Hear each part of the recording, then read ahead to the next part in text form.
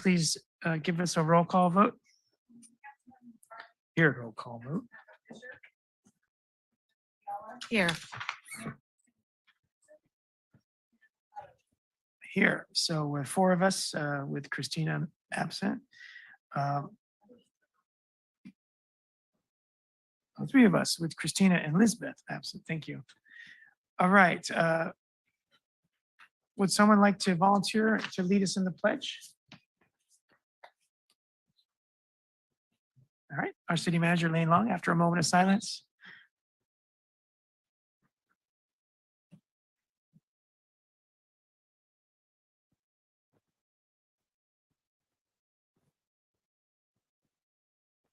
Pledge allegiance to the flag of the United States of America.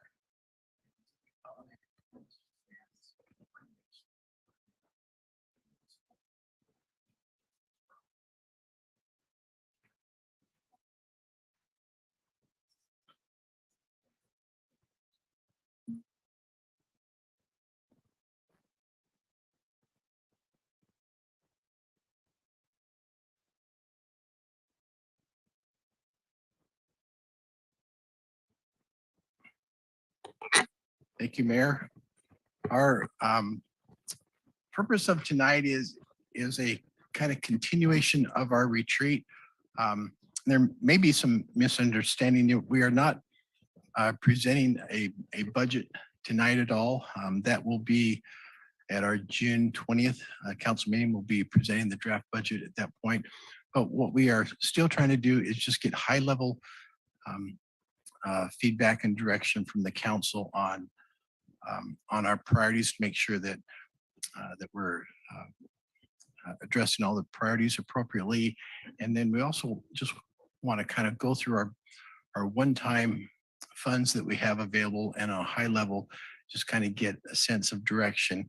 And then again, when we come back with the draft budget, we'll have a lot more detail that council can then go into detail that draft budget. And we will be looking at really probably adopting the budget, final budget sometime in July. And so the first part tonight is the priorities. And from our retreat, one of the directions from the council was this long consolidated project list to, we tweaked it, sent it out to the council, and requested a ranking from 1 to, I think, 126 or something like that.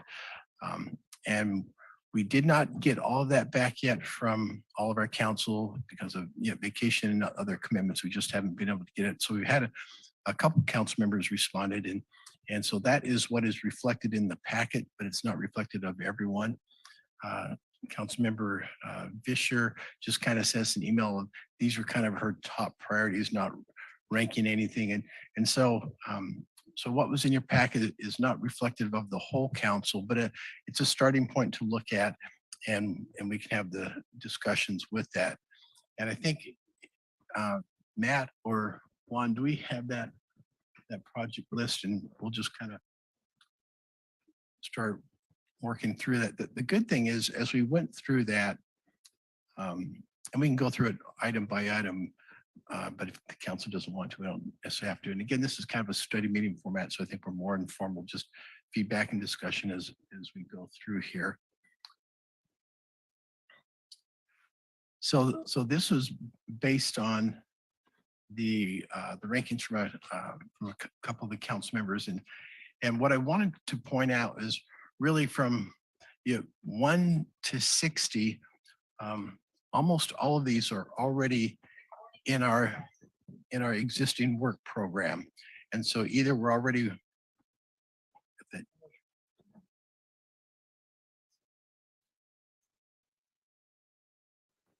all these great technical.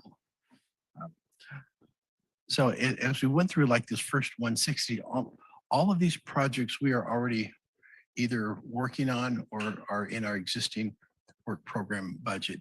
And what we talked about with the retreat is, and we kind of just put a cutoff of 60 because these are kind of the top ones, and that we would be reporting back quarterly to the council on the status of these. What we're kind of looking for is in the budget, really what the top priorities you know, the top 10, 15, 20 that we really want to be sure that we're focusing on in the budget. But again, the top 60, we're pretty much already doing or will be doing, and they're already funded or incorporated in the budget.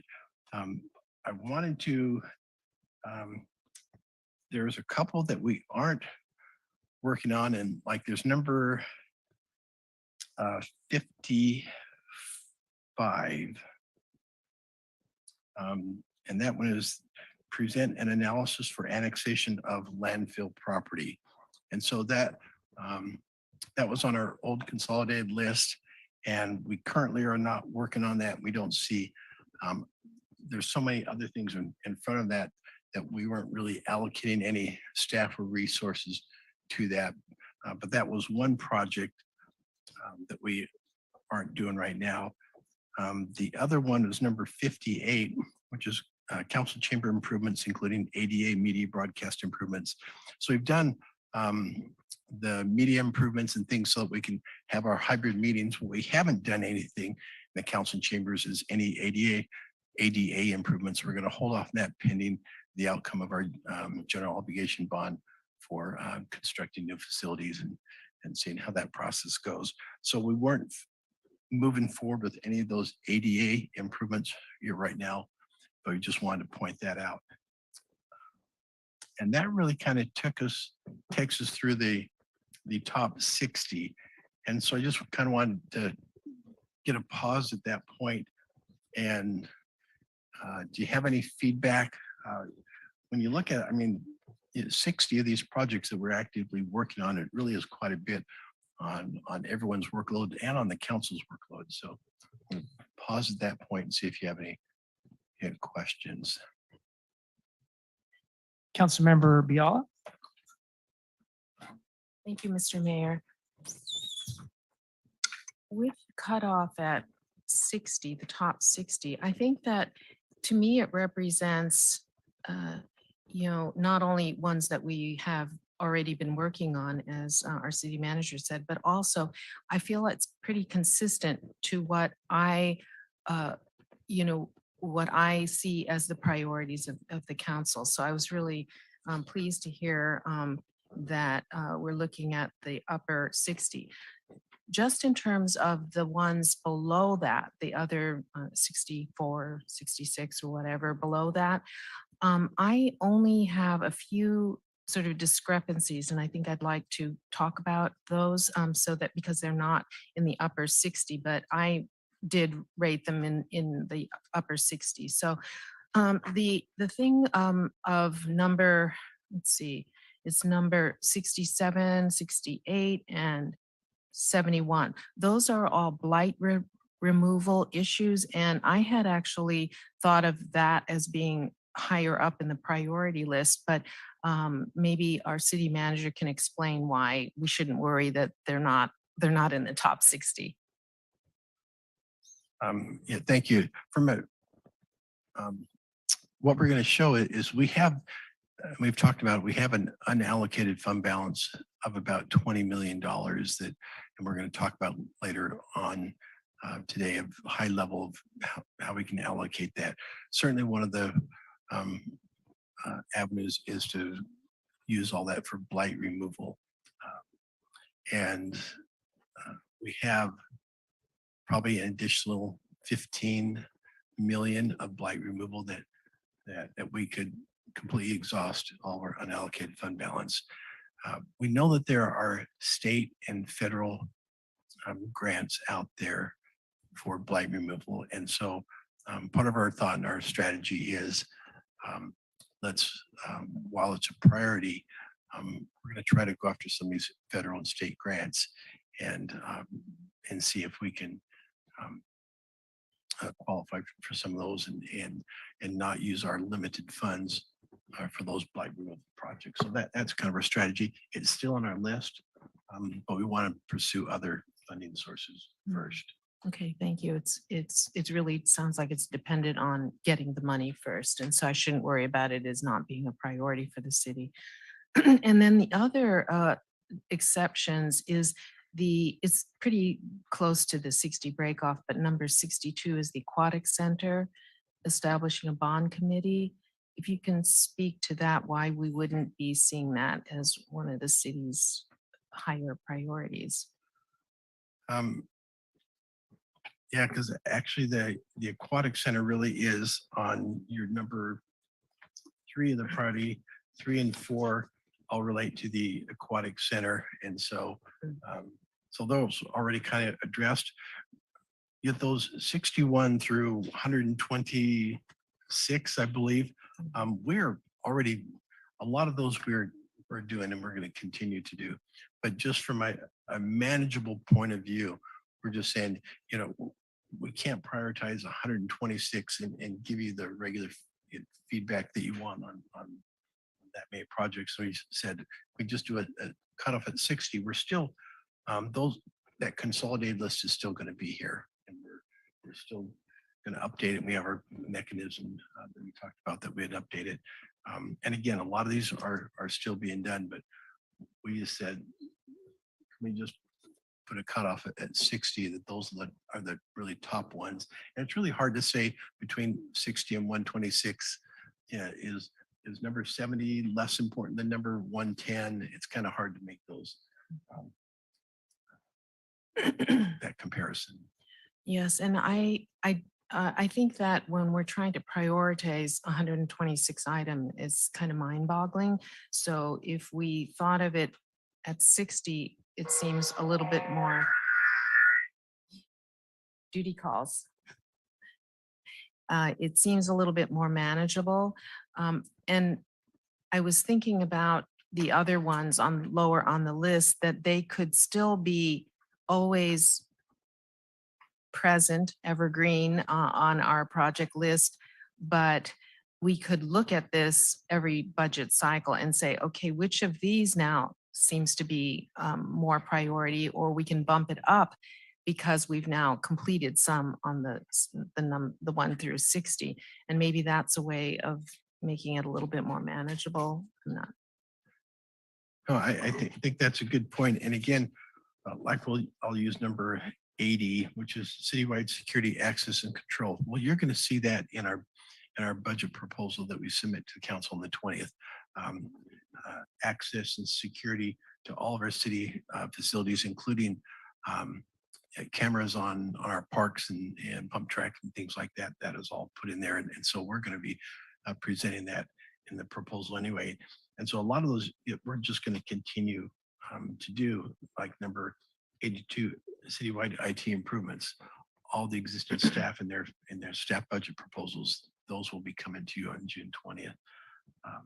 Sidewalk improvements, you see like on 73, support the safe route to school programs.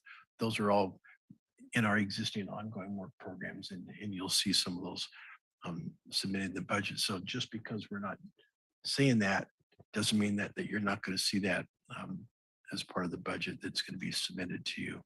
Okay, and I just make one other comment on something that's below the 60 cutoff is the rental registry program.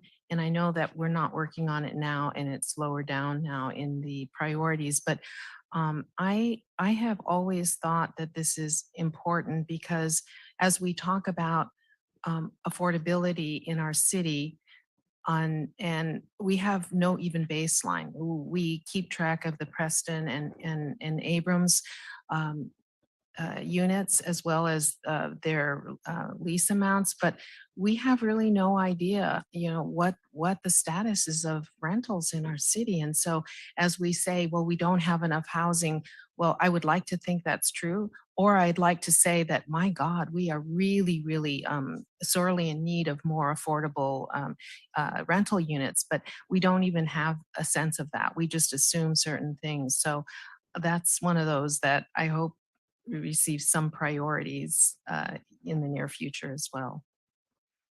But I think that one's an example of that's not funded, and at this point, we will not be proposing any staff time or funding or allocation for that program unless we get direction from the council. Thank you, Mr. Mayor. I'll probably think of other things to talk about in just a minute. Thank you. All right, Councilmember McCarthy. Thank you, Mayor. Just a couple of thoughts. First, I want to acknowledge that I was one of the three that wasn't able to get to ranking these. We had 3 days to do them, and just frankly, I just wasn't able to get to it. So, but I did want to acknowledge. So, is this ranking that we see in our agenda? Is this basically the 2 folks that did do ranking? This is kind of a That's correct. okay. So it could change dramatically when we get the rankings from everyone. So I think, yeah, and that's what I'd like to ask my colleagues on the council is what's our way forward, knowing what we know now that, 3 of us haven't submitted rankings yet. Are we still looking to solicit feedback from those council members and kind of take a second look at what this looks like? Well, I think that there's a lot of projects in this PowerPoint that we're going to see tonight that are not on this list. There might be several to many on our capital improvement project list that are not yet on this list. So this is an opportunity to get the council people's input that haven't provided the input that they want to provide, as well as getting all the department directors' priorities, so that maybe we have another bite at the apple to rank them again. I'm not really sure if we're going to all rank them again, but it seems like we have time to do that. And tonight is a nice draft iterative step. I would like to point out that our new Recreation and Cultural Services Department Director is here. Andrea, I don't know her last name. Weiler? Willer. So it'd be great to have her input in the next couple of weeks. So the next time we get together, she's had some opportunity to look at the things, the projects on here that she likes and wants to prioritize, and then maybe the others that aren't on here that she has heard about from talking to staff that she'd like to put on there. So in direct answer to your question, my thought, Brian, is that we move through tonight, and at the end of the night, we give some specific direction, like what are the next steps? Once we're a little bit smarter at 9 o'clock than we are right now. Okay. What does our city manager or others think?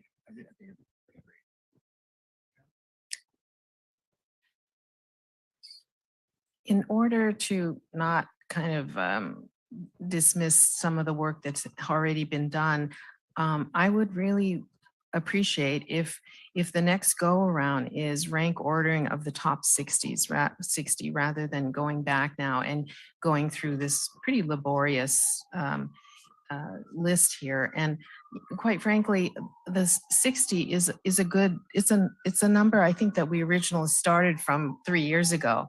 And I think that even though there were some differences between what I had ranked ordered versus another person, another colleague, it still was within, I would say, a really good span of what is already seen as a priority or recognized as sort of consistent with those of us who completed this task. So I'm recommending that we not start the whole thing over, and that we sort of have a more truncated list to go on if we're going to be doing this again with the other council members.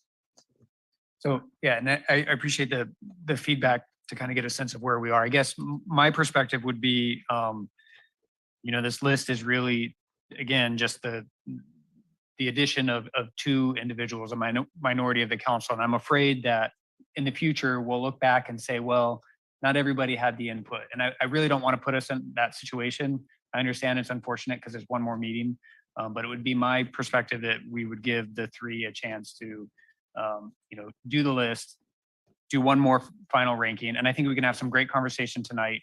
But in terms of looking at just the first 60, just remember that that's the 60 that the 2 minority, and it may be what the majority wants to look at too, but we just don't know until we actually do it. And then I have just a couple comments on some of the individual items. Number 2, which is the customer service request software for city street repairs, et cetera. I just wanted to clarify that that's really kind of a citywide customer service request piece. So it could be the recreation department. It could be, it's a pretty broad thing that would allow any citizen to voice any concern, and we would have a repository of those concerns. Okay. And then the sidewalk improvement hazard reduction program. Excuse me, Brian, can you decide which list you're going to name the numbers so we can follow? Is it the project number or is it the ranking? Yeah, let's number? do the preliminary ranking. It's probably easier to follow if that's okay. Sure. So that would have been number 10 then on the list. And then number 73 is the sidewalk improvement program.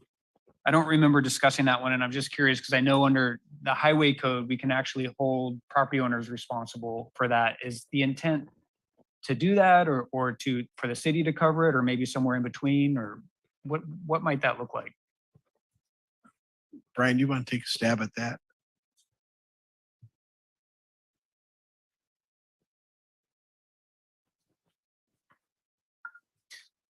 So under the Streets and Highways Code, it's pretty prescriptive as to the process the city has to go through when an adjacent property owner is responsible for the repairs.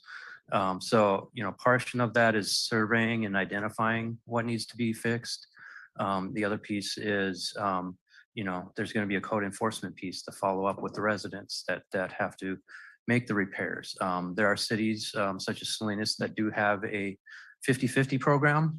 Sounds like a great idea. Last time I checked with city staff, they said it's so oversubscribed that there's like a 10-year backlog on it. So some of those things sound like a good in concept, but as it plays out, it doesn't necessarily get the work done. So there are different ways of going about that. As I've run programs in the past, you kind of segment out the city into zones and you survey as much as you can address in each year. And that's the program as you work your way through the city.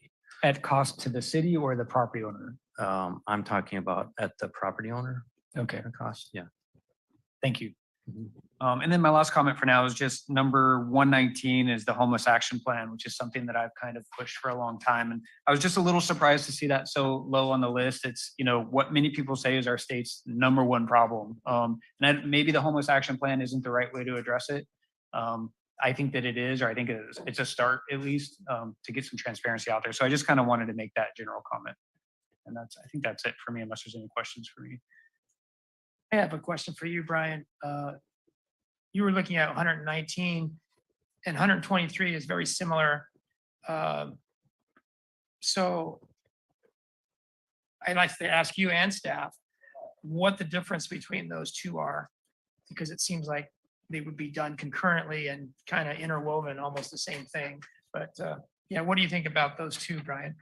I would agree with your statement. I would say that the action plan is, despite its name, it's really more of a document that expresses what the expectations are. It actually isn't maybe something where the city's proactively taking action, but it's helping set expectations about what the resources are, when certain things are occurring, what the city stance would be, right? Because right now it seems like from day to day, you might get a different answer every day. So I'm looking at really creating a document where at least citizens have an expectation of what the city's perspective is on solving issues, not actually doing them. Okay. And then on the number 123, how do you envision that? And then 123, yeah, I didn't. Let's say what it is. If you can read it, so everyone Yeah, knows. what it says address unhoused person issues through local and regional efforts. So I didn't put that one on there, but I can say that I sit on the board for Community Human Services. And I do think that collaboration within the region is absolutely critical. So I certainly would support that, but I think what I'm hearing from you is that these two things might be very similar and might be condensed into one. And I would agree with that if that's. Yeah, so if 119 is a homeless action plan document, then 123 addressing unhoused person issues through local, to me, local means us. So to me, it's what money, what efforts are we going to do? Are we going to do our own once a year survey so we know who is in our city that's unhoused, and what are we going to and how we're going to fund the different things that our action plan calls out. So when I see local, I think it's not just collaboration, it's also what we do in-house without collaboration, plus what we do with collaboration with everybody else around us.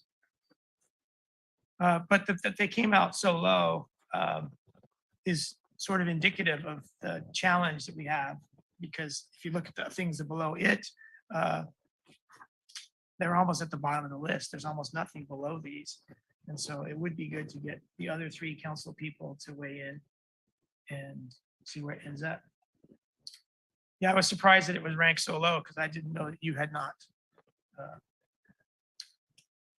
done the ranking. Did you have any more input at this time, Brian? Okay. All right. Mr. Mayor. I see Kathy, but I haven't had a bite. Oh, I'm sorry. Go ahead. So looking at the number 61, which is improve our website design. It's something we wanted for a long time. And so this process is good because it tells us what doesn't meet the bar, the number 60 club. And this doesn't meet the 60 club, though it's close. So my overall question is for projects like this, if it's below 60 and we're all done, let's say a month from now, we're all done. Is it that we can, we cannot, is it that we shouldn't expect any work to be done on the bottom 60 for the next 2 years? Or a mid-year or next year when we do this kind of mid 2-year cycle? Actually, that's a really good question. And I think a really good clarification. And that's probably a good example because one of the things that we are always working on is trying to improve the efficiency and effectiveness of our operations. And so you will see, I think probably in the budget proposal, some things to improve our website and our design. And so you're probably going to see that when the draft budget comes to you. And like another example that I mentioned earlier was number 80, security, access, and control. That's a huge safety issue, and so you will see that in the budget. And so just because it's 60 through 126, there are certain things that we've discussed for a long time with council and they're kind of already in our work programs. And so you'll see those in the budget. And so, yeah, just because it's from 60 to 126 doesn't necessarily mean that you won't see something in the budget, but there are certain things like the homeless program is a good example. We don't have anything built into any of our existing staff work programs to address that. And if that is something that the council wants as a priority, yeah, we definitely need some feedback and we'll need to readjust that. Okay, so along those lines, if you look at 108 city building upgrades, I look up, I see a blue tarp. And so if 108 doesn't move higher by the time we're done, it doesn't mean that for 2 years, we won't see any city building upgrades. And so my question is, how will we know by the end of this process, if this will be fixed or that will be fixed, or, how will we know? So you'll see that in the draft budget proposal that you'll see in June. You'll have some of those specifics. Like one thing that you will see is, I think it's $60,000 or $70,000 for repairs to the HVA system in the public safety building that is shot. And What is HD? oh, HVAC, the heating and air conditioning. HVAC. Yeah, the HVAC system. And so you'll see specific things in the budget. And so if there are things in there you don't like, yes, we'll talk about that. Or if things are left off that you want to include. Okay, so every building upgrade project like this or something at the Scout House, wherever it is, will be in that document? Not every project. Honestly, our budget is really going to be tight. By the time that we factored in all the existing cost of living increases for employees and inflation and the pension adjustments and a whole slew of things, we don't think there's going to be any really additional revenues over our ongoing expenditures. It's already really tight. And then so that's really the second part discussion tonight is, okay, do we want to start using some of these one-time allocations for some of those projects? But we're going to show you a whole list of big projects. That list goes away really quick. And at our retreat on the 30th, we talked about these safety improvements like the flux system and police are replacing their body cams and cameras for their vehicles and all these just important safety things are alone are going to total about $3 million. And so you'll see again all those in detail when we submit the draft budget to you in June. But yeah, you won't see every facility like these major things. We're probably going to wait until see how things go in the bond measure. We're just really trying to focus on those critical safety ones that we have to do. But if there's ones the council wants, yeah, absolutely. So the council have to pay a lot of attention because if the council doesn't want to wait 2 to 5 years with a blue tarp, they need to let staff know during this budget process because its finances are tight. So to fix things that we are important to us, we need to make sure that they're specifically included. Yeah. Because they might be included but not be called out. And so we don't know if they're going to be done without being called out in the budget unless we ask. Exactly. And that's why we won't be adopting the budget until July. And so because we just don't have that detail yet that we wanted to get to you. And so June 20th will be your first chance to really see that detail. And we would expect that there may be another meeting, 2-3 meetings after that to be sure that we cover everything that you want in the budget. Okay. I think I've taken about 5 minutes. So let's go back to Councilmember Biala. I'll start with the present conversation about the tarp because also on that building, we have plastic held down by sandbags. So, or rocks maybe, or this one might be the rocks. And so some of these things are really deplorable. And so we hope that the city staff will make those judgments about some things really do need to be fixed. And it probably comes under number, I would assume, 12, where it says develop and present plans for the maintenance and improvement existing facilities. I hope that those kinds of things are included on that. So to me, it's in the top 25 or whatever. And number But- 16, if you and- look at that. Mhm. Yes, exactly. So existing city structures. So I don't know that we have to create another line item here of fixing these, the skylights and the roofs over there. You know, I think, we don't want to keep adding when we have a sort of an overall umbrella. But so there are some duplicates as we're seeing here. Now, I have concerns. I really did spend hours on this and I am disappointed and I completely understand that when people are given these things on Friday evening and they're supposed to be able to do these exercises before Tuesday evening on a holiday weekend, it is literally, an expectation, I think, that goes beyond the call of duty.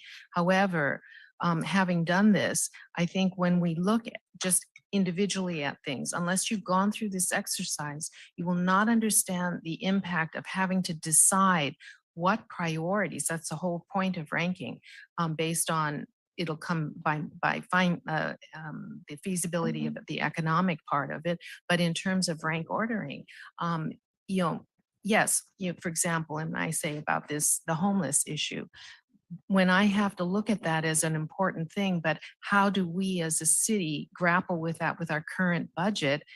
That is kind of the way I was looking at this, and I can't speak for other people, but in the face of all these other things, like for me, what was really important is that we get the plans and the bond measure for our civic center and our city hall and our senior center and police. Those were things that we envisioned as all coming together. We have to take care of these things and it is a long process. So my thought is these kinds of things that we're talking about the tarp overlaid on roofs and all of the problems that we have with our temporary facilities that are now 47 years old.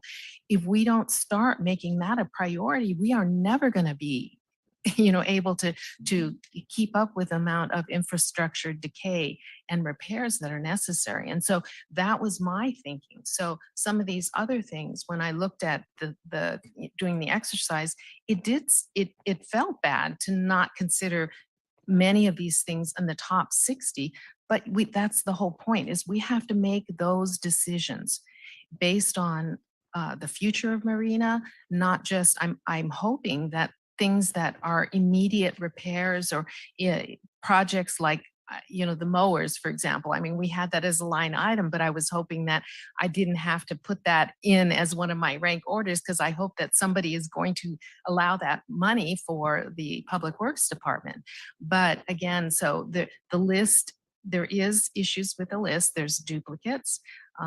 And there's not knowing the implication whether we have funding or not. So that's was part of the indecisiveness. There is sort of a general way I looked at this in terms of my priorities. But I hope that we don't now, for the rest of the people who have not done this rank ordering, that we don't change this and that I will have to go back and redo this. I really don't want to do that. And, so it's also, if we repeat this with the same list, when I did it, I had no clue about what my colleagues were going to say. And so that was good. It was my estimation. It was my rank order, my sense of priorities. But now we have this list. So it's not going to be as unbiased. We already have at least, two people's opinion. And if I was going to say, okay, I want this, and not that it would happen, but we do have a list, and it does tend to bias our own ranking, because we try to figure, I did already, not knowing who was also ranking this, but I would try to, after this, I was trying to figure out what was I missing that my scoring was so different than somebody else's. And so I went through that exercise, but we can do that, and somebody is going to rank order it now, knowing those decisions are already here. So I'm feeling really conflicted about how we're going to use this. And there's duplicates, and we managed to rank order these with the duplicates. We're going to get more information as time goes by, but I personally don't want to do this again. I think it was an extraordinary effort, and I'm really disappointed that this doesn't necessarily count for much now if we're going to be redoing it. That's all. Thank you, Mr. Mayor. All right, thank you. We'll go to Brian in just a moment. Number 70, Marina Station Development.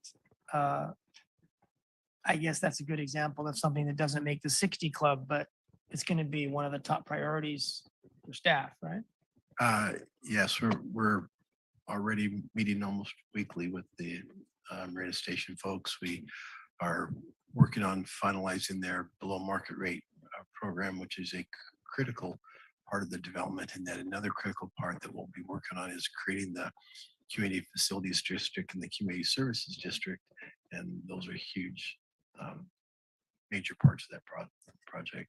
So that's a good example of something that staff, no matter what council says, is going to proceed unless council gave direction to stop.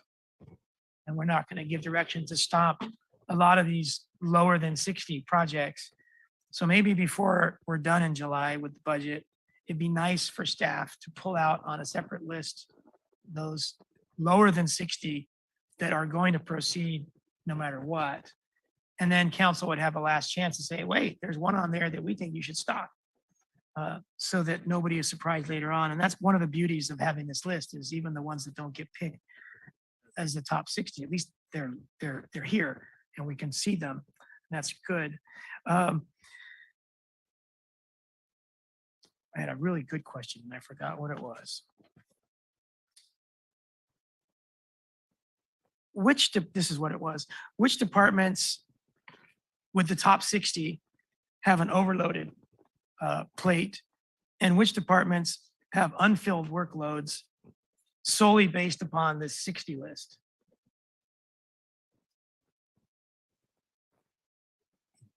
good question. Because it's unrealistic if community development department has 15 big projects of the 60 and police has one. Yeah. Of course, the police are doing many things. So I'm just wondering which departments are overloaded and which ones are underutilized. I think the largest impact will be on Public Works, Community Development, and Recreation and Cultural Services. And then admin and finance really supports all those. So police and fire probably have the least impact on at least the top 60. And so that gets to the second ranking that the council was asked to do, take each department or each category of projects, which kind of align with departments, and to rank those. And so if the top 60 have too many projects for any given department, will staff be telling us prior to July, hey, you guys gave 15 public works department projects in the 60 and they can't do all 15 of these. So we want you to know that we're suggesting that we don't do 5 of the top 60 because there's just not enough bandwidth for a given department like public works to do all of them. Yes, that's exactly what we'll be coming back to in June. If there's any on that top 60 that we don't have the bandwidth, yes, we'll definitely let you know. So then there's 2 sub-lists. One is what we just said, those that are on the top 60 that won't be done because of workload. And the other one would be those that are not in the top 60 that will be done regardless of what council says because they're urgent, mandatory, required. Yeah. Okay. All right. Let's go to Brian and then maybe we'll go to the public the first time because only like 5 or 6 people. We can go back to the public later, but they've listened long enough. So how about we go to Councilmember McCarthy and then we'll go to the public. Thank you, Mayor. There's a lot to digest here, so I'm trying to my best to kind of formulate my thoughts. Something that comes to mind, we received an email from the public, Mr. Peter Lay, and he made a comment that he was surprised that some of the things that he hears the most the public talk about weren't even in the top 10 list. And the one that he talks about that resonates with me is the landscape medians. I've lived here since 2010, and I've heard that issue talked about since then at least. So over 15 years, right? 14 years, sorry, math's not my strong point. I'm trying to understand why those are issues that the city struggles to accomplish. I mean, is it because the city doesn't feel like they're getting coherent direction from council? Is it that it's very expensive, more expensive than maybe one might imagine, or? And Brian can please jump in on that, but it literally is, Brian is managing probably 15, 20 consulting contracts in addition to managing all the public works department and all the meetings associated with that. And our public works superintendent is gone, so he's managing that whole aspect. And he literally is, it's not that it's not an important project. And Brian and I, we probably talk about it every couple of weeks. Okay, Brian, when are we going to be able to get to this? And he's working really hard. So, you know, for this one example, it's a smaller demonstration type project that was initially funded. And so it takes effort to do those. What I've been looking for is something to kind of bundle that with to kind of streamline it a little bit, getting some of the economies of scale. And I'm working with Wallace Group on the next contract amendment for program management. So I'm trying to get the resources on that project to move it forward. Okay, thank you. So I think just making a general comment about that to my colleagues on the council, I would say aesthetic. I would hope that there would be something that we could accomplish in the next 12 months that really improves the aesthetic of Marina. It's something that I hear all the time. And I almost don't know that I care which priority it is, but I think there's a couple we can pick from. And I think they're short-term priorities that can be accomplished fairly quickly. So I can tell you with that we've talked to a consultant that is a landscape architect that we have a lot of confidence in that's going to take on that project. Is what Brian is talking about, is is getting a project manager, the Walls Group, to be able to oversight and provide the oversight so that project can move forward. So I actually do think that project in the next couple of months is finally going to be it moving forward. Okay. Thank you. And then finally, before I end my comments, I just want to respond to Councilmember Biala, who I think your point is very valid. And I understand what you're saying about your rankings are out and that might influence another person's. But and not that I want to go a lot of back and forth on it, but I do want to say that point out that two of the members that haven't completed the rankings are, members that were just elected. So they're guaranteed to be on the council for another 4 years. Whereas the two that did complete are, their terms, actually, I think, Mr. Mayor, your term is up in 2 years or 4 years.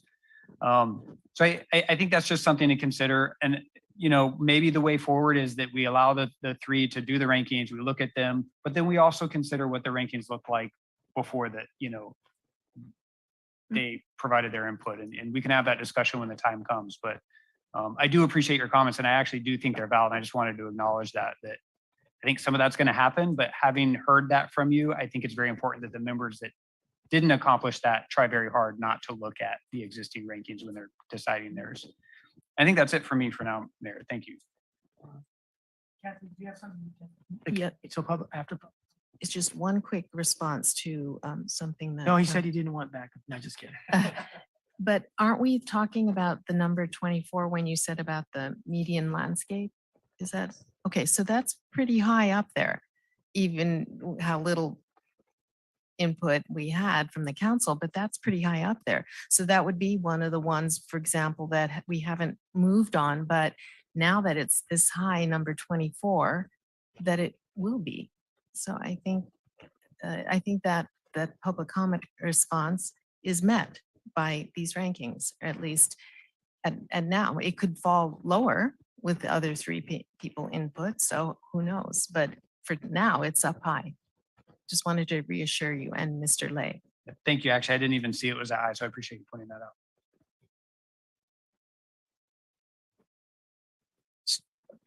Let's go to the public. Even before the public sees the staff presentation, and then we'll come back to public after the public sees the staff presentation. But the public's heard quite a bit of discussion, so maybe they have comments at this early time and can't wait another hour and a half or longer before we come back to them. So we'll open public comment now and let anyone raise their hand. But that's online. But let's start first with the people that are here today in person.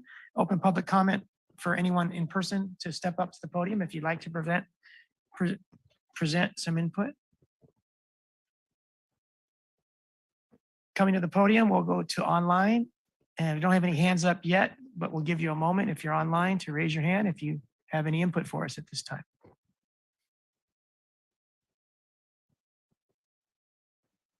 Okay, we'll close public comment and come back to where we left off. And I wanted to mention that the mowers that Councilmember Viola referred to earlier are actually project number 17 ranking. So those are pretty high.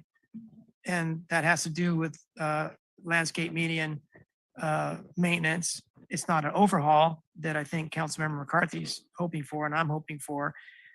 And then we have number 1, which is maintain staffing and resources to meet service and project demands. So if our public works director is overloaded and there's a bottleneck in public works, he's trying to find, in this case, he is trying to find consulting solutions to increase the staffing and resource potential to meet the service and project demands. So if one of our project demands is to have adequate street medians aesthetically, that's something we need to find more resources for. And that's why that's such a high priority. That's our number 1 priority. So anytime we have a project on the books that staff wants to get to, but we don't have enough staff or a resource to do it, number 1 was meant to be a catch-all so that those important projects could all get done. And if staff was insufficient, then our city manager would recommend to us adding staff and resources so that we could get those projects done. So number one is not just a throwaway number one. It's really an all encompassing number one. So I'd like to hear from the city manager, how we use number one to help staff make a lot of decisions to get things done like the landscape medians by telling us what we need to fund in addition so staff can realistically do what they would want to do and what we want them to do.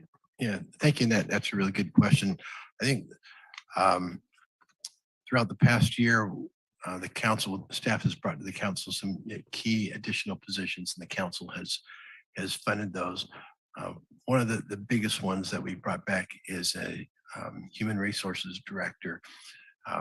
Our staff is working with all of our departments nonstop on these recruitments, and we have 4 or 5 different recruitment firms that are working with our staff. I mean, we have so much effort putting out on the recruitments. I mean, we're working as hard and as fast as we can. Our departments are doing interviews, almost every other week, interviewing new staff. And one of the key things is the HR director, I think, is going to give some big overall bandwidth that is going to also additionally help on that staffing. And so that's the biggest position I think we've added that hopefully will start to make a difference with that. Okay. And then for especially Councilmember McCarthy, the number 16 is basically a facilities management program for all of our city-owned structures. Maybe that means buildings, but can staff clarify your interpretation? Does it mean, number 12 existing facilities and number 16 city-owned structures? Do street medians fit into that? Yes, parks would fit into that.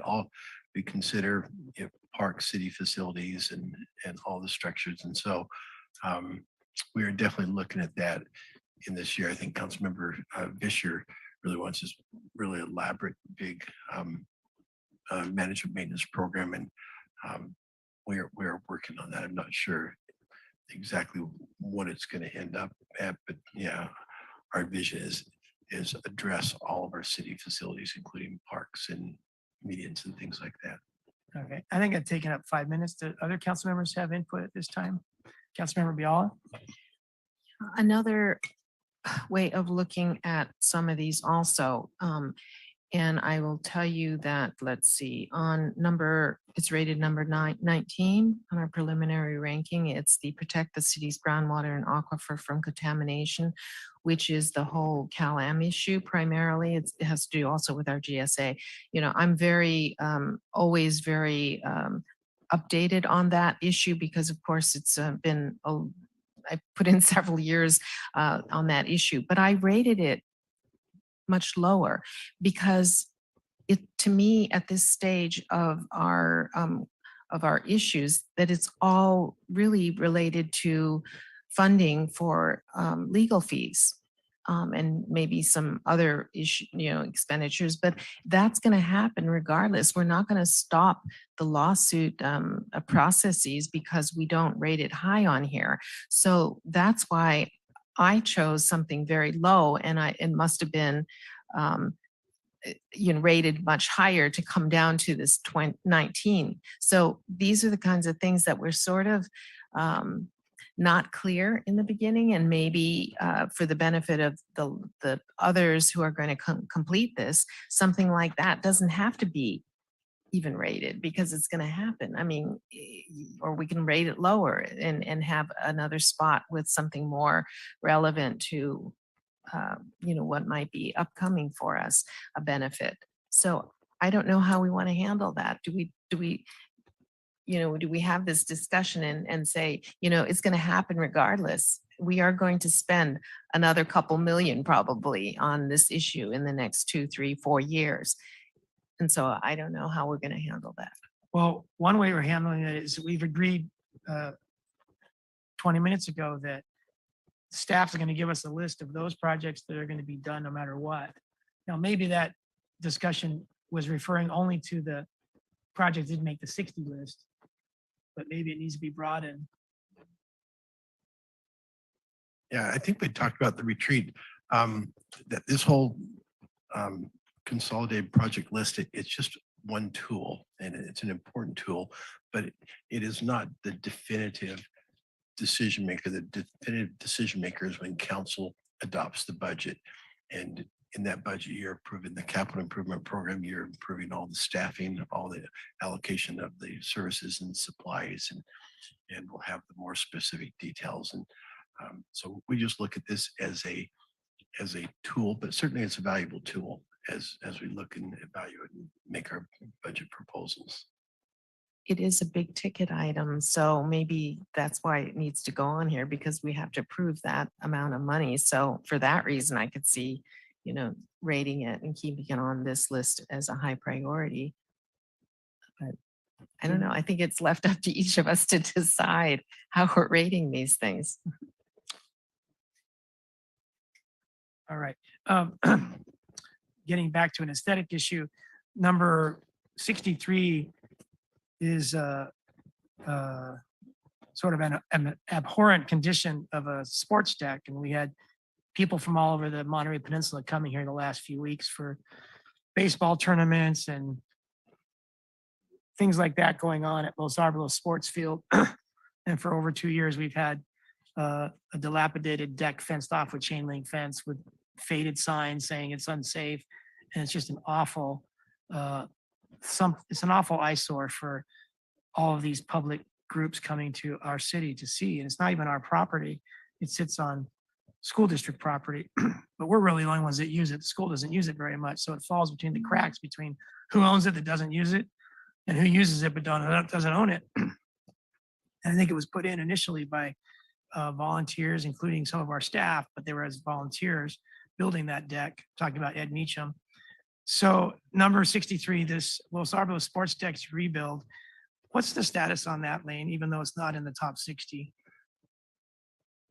When we submit our draft budget, there's probably going to be about $1 million worth of these smaller projects that you're going to see, from resurfacing the asphalt of the teen center to these decks to just a lot of smaller projects throughout the city, that some are important safety improvements, some are just critical for use type improvements, some are really aesthetic. And so Juan and I are kind of going through, I think you probably see about $1 million of these smaller projects like this. Yeah, that's great. That's a great approach.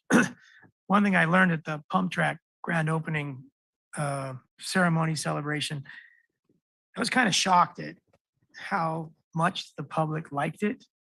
And we've waited a long time before we've given the public something like that. And although it was a big project and took a lot of time from Brian McMinn, our public works director, it really wasn't that big of a project.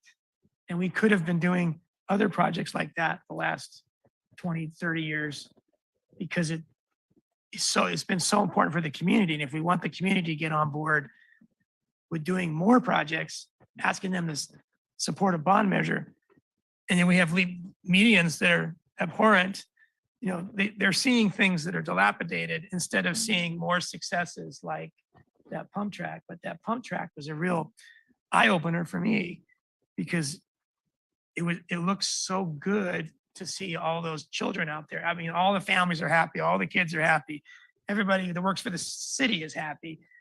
So it's like we should probably reorient how we do things and make sure we have some of those always on the books, that every few years we're going to have a project like that. And maybe the medians is one thing, although you're not going to get 900 people coming out to eat food and celebrate the landscape median. But I just want to learn from that as much as I can, because I learned a lot that day that I didn't understand how important those are for the community spirit and getting us on the same team when it comes to getting bond money to do more projects, including stuff like that. We're talking community centers and teen center, or a youth center and a senior center, and the aquatic center. And aquatic center would be pretty big too, but that's 15 to 25 pump track budgets. So we can't do that every few years. But if we want to get everyone on the same team, probably need to learn from that pump track, that we need to do more things like that. What do the other council members think about that? Councilmember McCarthy? Yeah, I don't usually like to repeat what another council member has said, but in this case I will, because I think you're spot on. I mean, yes, I have opinions about what is most important here, but I also think that the city of Marina, and council may not agree with this, I think we've stagnated a little bit in the last 10 years. And at this point, I'm more interested in seeing progress. I'm more interested in seeing completed projects than I am really nitpicking whether it's the medians or, the reads at Lock Patton. I think that progress is important. And I was one of those that thought the pump track maybe wasn't the best use of money. And I was wrong. I think I was wrong. I heard complaints from citizens. They were worried about noise but it hasn't turned out that way. And it's been a learning lesson for me too. I think that progress is really important. And I really want to see us prioritize these lists, but also think about projects that will be done in 12 months, that will be done in 18, 24 months. I think that's just as important as the actual prioritizing of the projects is kind of the timeline. Thank you. Yes, I absolutely agree that the more visible, tangible projects that we can do for the sort of the comfort and recreation of our community and the quality of life, I think that those are essential. Sometimes I wonder does that translate into then the public understanding how important the infrastructure is? So I hope that it does, that they see all these new sort of recreational facilities and parks that we're doing, and then still say, and yes, we need a $50 million bond because we cannot afford, we cannot build up the funds for the city hall, the city center, the senior center, the police facility. So that's what I worry, is that those are more long-term planning that absolutely has to be done. And whether people can translate, we have a good quality of life with all these other projects. So therefore, why do we need to focus on these other long-term? I see our job, I see my job as in the diocese as really making those long-term plans for this city. If we don't do it, we're going to be 2 years behind on being able to have a better infrastructure for a growing city. We're going to be in these temporary buildings forever. I feel like, we don't necessarily need to think of our job as just doing sort of the more shorter term things. I think our job is also to plan for the city for 10 years from now, 20 years from now. Thank you, Mr. Mayor. It's interesting. I agree with Councilmember McCarthy's use of the word stagnation. It seems like a lot of things in the city are stagnating. And what's ironic is that people outside the city look to Marina and they use it as an example of a city that's doing a lot. And they're mostly referring to the Fort Ord portion of Marina, where they see all this construction happening for the last many years, where it's not happening in our nearby cities that have some of the same issues, but they're not being progressed or dealt with as well as we're doing here in Marina. The city of Seaside is a good example. They have similar lands on Fort Ord, similar dilapidated blight, and they haven't been able to pull it together the way that Marina has. So Marina has a reputation of getting things done better and more expedient than other cities. But those of us who live here see so many things that are just the way they were 20 or 30 years ago, except they're worse for time, that we see stagnation. And the pump track is another example that's highly visible, so that people think that Marina knows what we're doing and Marina is doing it right. But we also have a lot of stagnation. And I think our city manager at the pump track ceremony was just as moved by the success. And he told me, this is the new Marina. This is a new era. We want to do more like this. And we were also talking, he and I, about the maintenance of the gophers tearing up the brand new grass.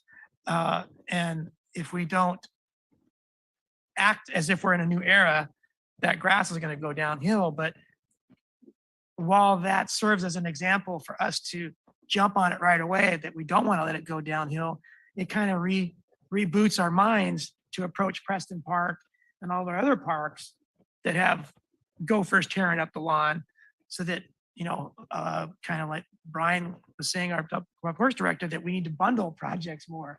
So if we were to put out the money to bundle our fields so they're all taken care of, as well as we want the pump track grass to be taken care of, that actually would be a new era. Because I can't remember us ever maintaining our fields in a way that we're proud of, or in a way that the people using them feel, like they're being supported in all their volunteer efforts to have kids play on fields that have holes in them. And sometimes the umpires want to shut the games down because the fields are unsafe for the children to play on. We've had a history of that more than we've had a history of doing it right. So maybe the pump track and the gophers and the lawn, it extrapolates to all of our parks that have lawns that are in terrible shape, and maybe we can bundle them together. Same thing with the restrooms. We don't have restrooms open at the pump track, last I knew. So people are coming from all over the place to spend a few hours. There's nowhere to go to the bathroom, and you just can't have that, right? So I hope that in this budget process, we address that issue and we bundle it with Lock Padden Park, which has had a tremendous lack of restroom facilities being open, and Windy Hill Park, and that maybe we get this contract for $200,000 a year going, where we contract out daily restroom maintenance, opening, closing, maintaining them, so staff can do other things. Public Works crew, as I'm thinking of, they can do other things to move those other things into a better place, but they're not cleaning bathrooms every day, because I don't know that we want our staff to be cleaning all of the bathrooms every day, because that would probably take, a third of the work crew almost, or whatever. It's just a big workload to clean our restrooms every day. But on Fort Ord National Monument, we have a contract that cleans the restrooms every day, because we have a lot of visitors every day. The pump track has a lot of visitors every day. They don't even have a bathroom to use, never mind one that's cleaned every day. So I hope that that pump track experience can result in less stagnation of things that we've gotten used to seeing, getting more and more tired with age and getting uglier with age. And if we don't find a lot of money to fix them, they're not going to get out of their stagnated state. All right, let's go to Councilmember Biala. And I want to say that I completely agree with all that we're talking about in terms of all the things that we need to get going on, the things that are attainable in the next 2 years, 3 years, absolutely. Our parks, our sports center, all the upgrades for our facilities, all of that. But this is also the time, and I know we're in the throes of it, so I just have to, and it's a harder thing to put our hands around, and that's the long-term planning. It's starting now with the downtown vitalization specific plan, the Cypress Knolls, the city center with City Hall, the general plan. All of those are huge projects. All of those also require the public participation, and we begin the process, because if we don't do that now, we are going to completely fall behind. And all the good things that we've accomplished in the next 2 years with our recreation facilities and our parks and our other recreation things, we're going to find ourselves still with this kind of city where it shows that we don't have the long-term vision. So I just want to again make a plug that this is the time for us to do the long-term planning as well. It has to happen. It is happening, and it's as equal importance as attending to the specific projects of parks and recreation. Thank you, Mr. Mayor. Thank you. Just a quick question for my fellow council members. In terms of the bigger items, the aquatic center, the council chambers, all of those things, is your ranking dependent on whether we can approve a bond measure or not? Or are those things important either way? And I'll give you my perspective ahead of time. I'll say that for me, it's very dependent on whether a bond measure passes it, because it's also a way of asking the public, hey, how important are these things to you, right? And if if they say at the ballot box that it's not important, and they're not willing to pay for them, then it's less important to me as well. So I'm just curious what your perspective is.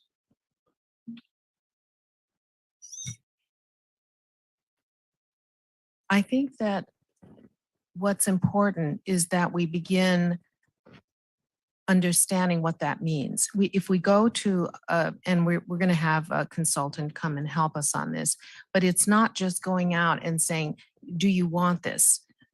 Without them knowing, the public knowing why we need it, the condition of what we're talking about here, what will happen if we don't do it, all of those things, we have to be willing to talk about those so that people make an educated a vote when it comes hopefully to the ballot.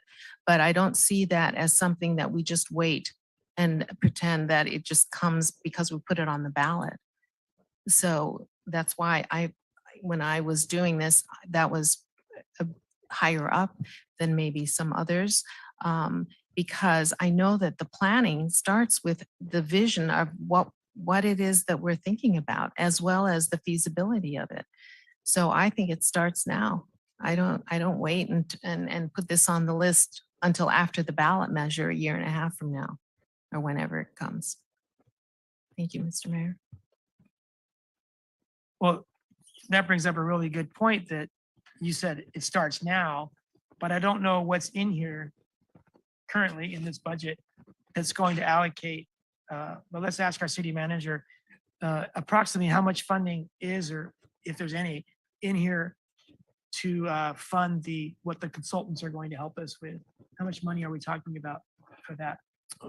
For the sports center now, for the complete project, No, I'm sorry, I meant to educate the people to answer it so that, yeah, so we're gonna have a consultant do a lot of public meetings and public education, right? About the Oh. need for a bond measure. correct. How much money in this budget approximately is there for that effort? Probably about up to $75,000. So that sounds like peanuts, right? I mean, how do you send out mailers and have public meetings and educate the people? 75,000. That's probably something we need to increase if we expect there to be a extraordinary effort to get people on board in different languages, right? Because we had that session here where we realized that if we want different results, we have to do something different. And $75,000 is probably like what we normally do to spend on a bond measure. And it's woefully inadequate if we want people to make an educated vote. And no matter what their language is, $75,000 is not going to do it, right? So that's up to us to direct staff if we think it's important to get the best shot at getting these facilities. And then if the vote is a down vote, we still have so much that has to be maintained that I think if Elizabeth Fisher were here, she'd be saying, don't worry about the new stuff. Take care of what you got now. Because if you can't take care of what you got now, how are you going to take care of what you have now plus all the new stuff? That's a really good point, right? So how well we do with the pump track, is that going to fall into disrepair because we don't have a lot of things that are kept in good repair because we've never given staff the resources they need to do that job very well. So things are just slowly aging in place. But I think our big discussion, our big chore is to balance the long-term planning with the short-term, highly visible, high impactful, community improvements. And that's why I've always been excited to see Lane's work in the conference room where there's a whiteboard, a chalkboard, whatever. And he has, on a couple of occasions, produced a chart of connections that connects which fund sources are going to fund which projects. And it's actually an upbeat experience because there's enough funds to get a lot done. But without seeing that chart and having it in advance for us to study for a few weeks, it's hard to put all this together. There's a lot of balls in the air that you almost have to have like a GIS mind to try to see the different layers and make some sense out of it. And these charts that the city manager has done just, chicken scratching go a long way to making it understandable for me. but it's not in the staff report tonight. But if we're gonna have long-term planning, we're gonna have to have long-term funding. And the only way to have long-term funding is to see it all and make decisions on how that long-term funding stream is gonna be applied to different projects. The aquatic center is not probably ever gonna happen, in my opinion, unless we get a $53 million bond. And I think that's gonna be very tough. And the last thing I want to say is, if we go for the $53 million bond and it gets voted down, then the things like a new fire station, which would be voted up if it was the only thing on the ballot, what do we do then? And maybe we cross that bridge when we come to it, but maybe we think about that before we put the bond on the ballot. And I'm sure we're going to talk a lot about that. But a fire station is something for 17 million or whatever. That if we went to a bond today or any special election, we will probably get everyone saying yes to spending $60 a year more to fund a fire station. But we're trying to wrap it into all of our needs so that people who like fire, people who like the police, people who like the recreation, they'll all have something to vote for because they're all going to get something that matters to them to pay $300 more a year. Or how much was it for you? 300 to 600. So I didn't know. Some hundreds of about $300 a year. So if we go for all of it, we may get a down vote, and then we don't have a fire station, which we know we need and the people support. But we didn't ask them if they wanted a fire station. We asked them if they wanted $53 million worth of a package, and they said no to the package. So what's your thinking on that, city manager? Well, and that's one of the primary reasons that we have hired the consultant firm to help us. We're actually having another meeting with them tomorrow morning, and as they work with us on our education and our outreach efforts, it's more than just waiting until the measure actually gets on the ballot. You're going to receive a lot of feedback and input, and at the end of this education process, we'll be doing a survey, and you'll have, with a fairly high level of confidence, input on whether or not this is going to be successful or not. And so that's one of the key parts of getting this consultant is there's going to be a ton of public outreach, and we'll have a good sense of how it is before it really gets put on the ballot. And might we have a short list of packages that are different prices? So let's say the fire station's in everyone, and then maybe a police station or something else is in all but one of them. So we have different packages that have percentage expectations of their chances of winning.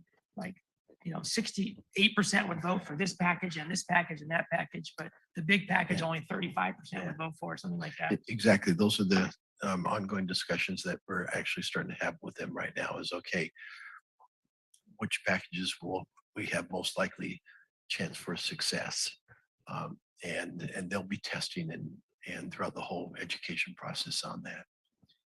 So how does council know how much money, this is my last point here, before I turn it back to Councilmember Biala, how does the city council know how much money to allocate beyond the 75,000? So we can do what you just said, plus an extraordinary, public outreach, because 75 seems so little. At this point, the consultant felt that we could do most of the outreach necessary for 75,000. We'll be talking with them again tomorrow morning. I'll convey the council's concerns and see if they think we need to increase that number. Yeah, because I would push back on that because I don't think they realize what we want.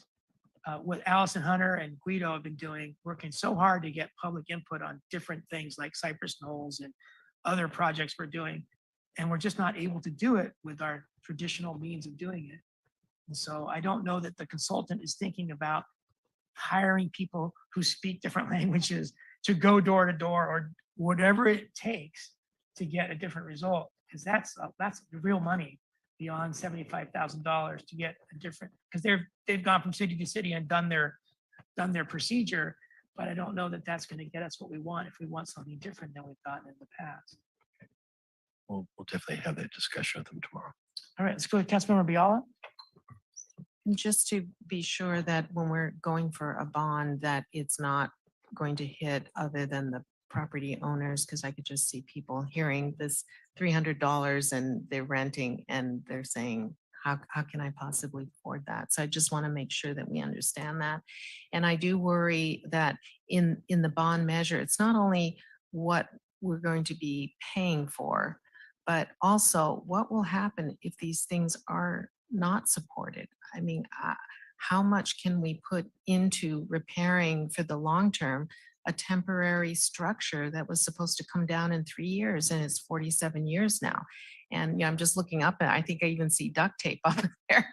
I mean, there's just so much you can do with structures that were never meant to last this long. And so if we don't have those funding from the bond measure, then I need to know, what are we going to do? How do we anticipate what's going to happen without these kinds of infrastructure repairs? So I think that will come with the consultants. Yes. Yes.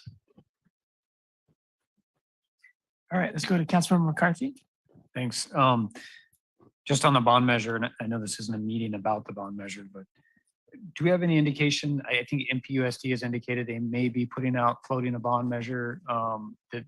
What competition, or is it too early to really have those discussions? Yeah, I think it's too early, but that will certainly be part of the discussion as we make decisions on if we move forward with the bond measure, what our timing is. Okay.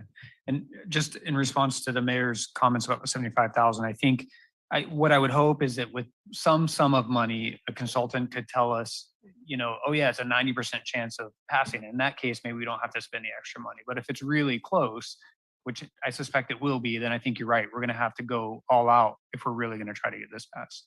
And it probably will require additional funds. Yeah. What's the all-out price? I think that's it for me, man. Okay,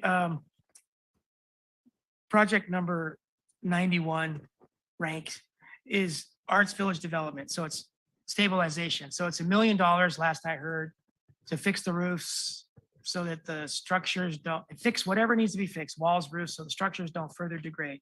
So if 91 is too low, do we not do the Arts Village Department of stabilization? And if we don't, what does that mean?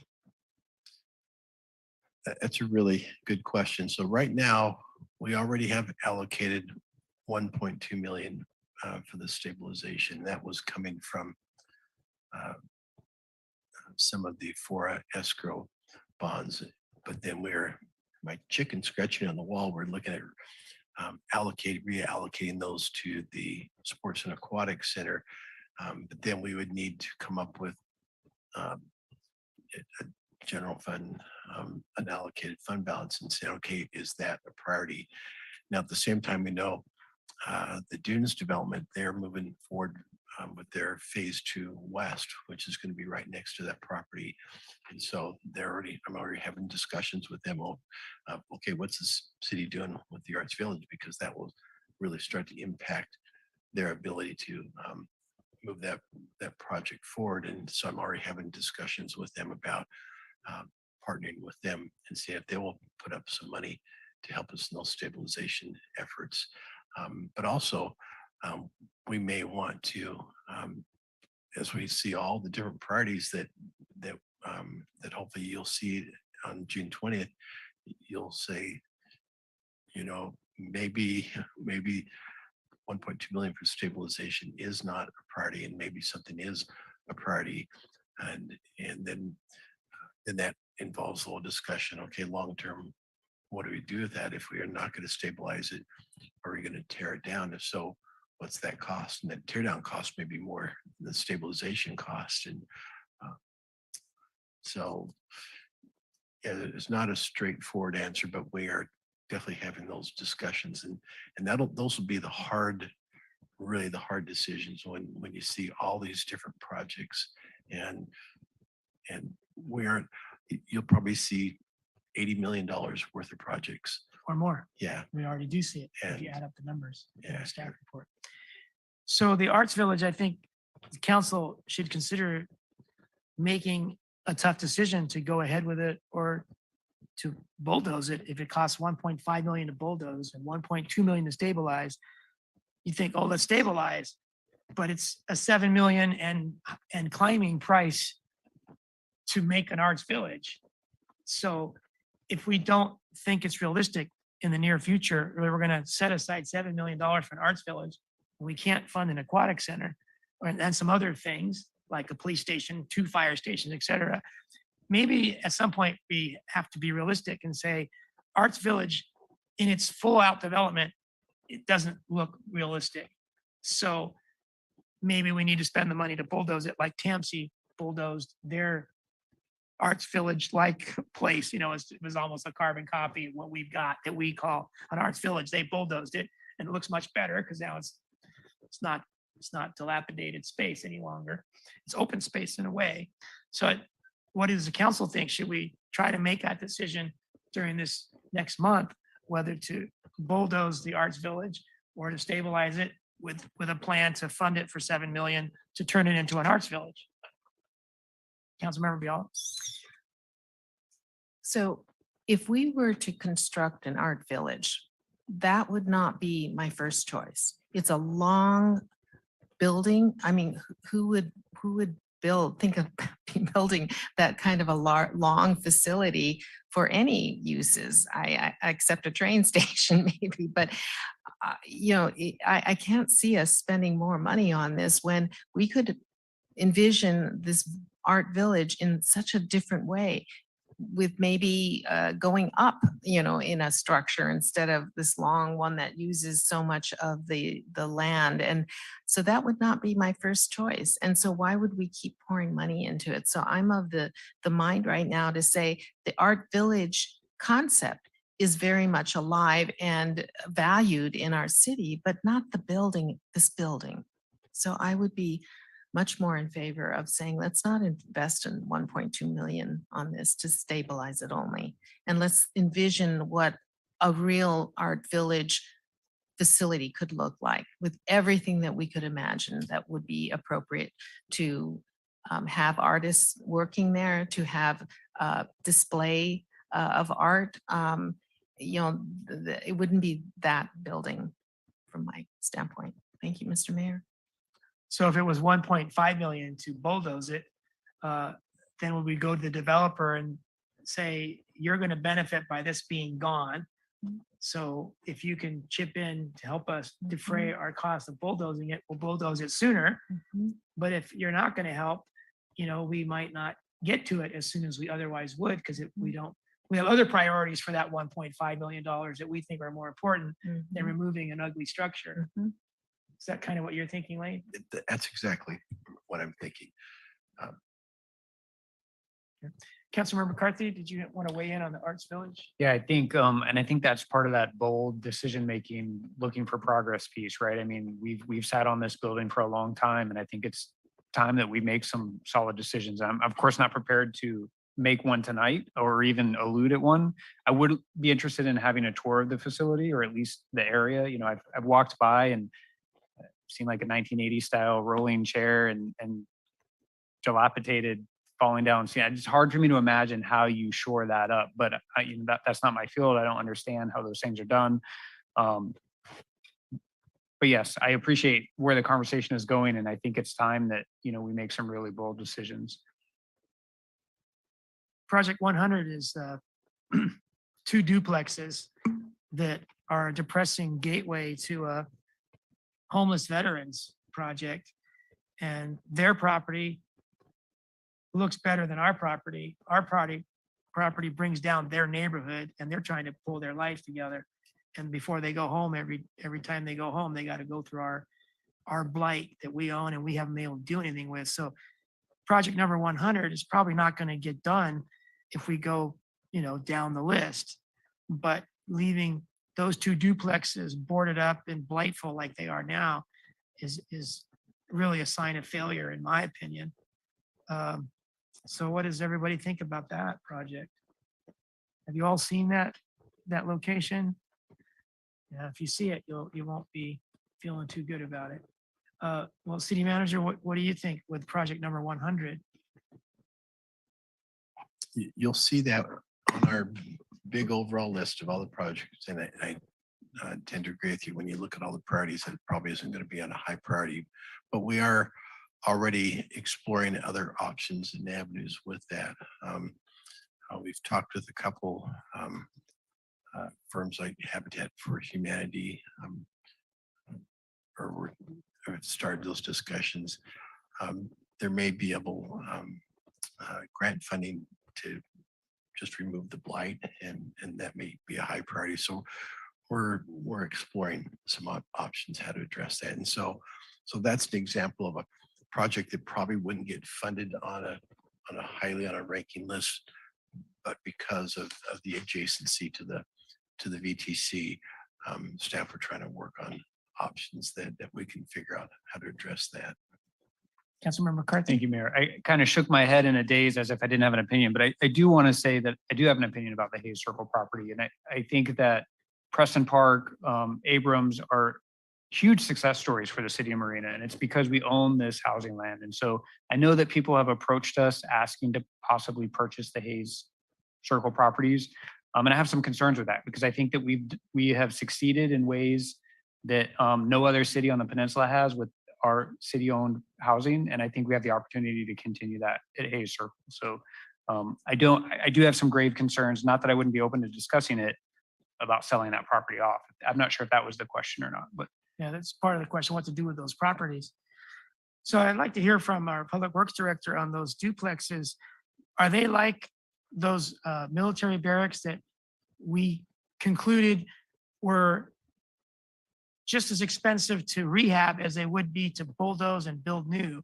So if we bulldoze those Hay Circle duplexes and at some point in the future, we built them, would we spend about the same amount of money as we would trying to rehab them?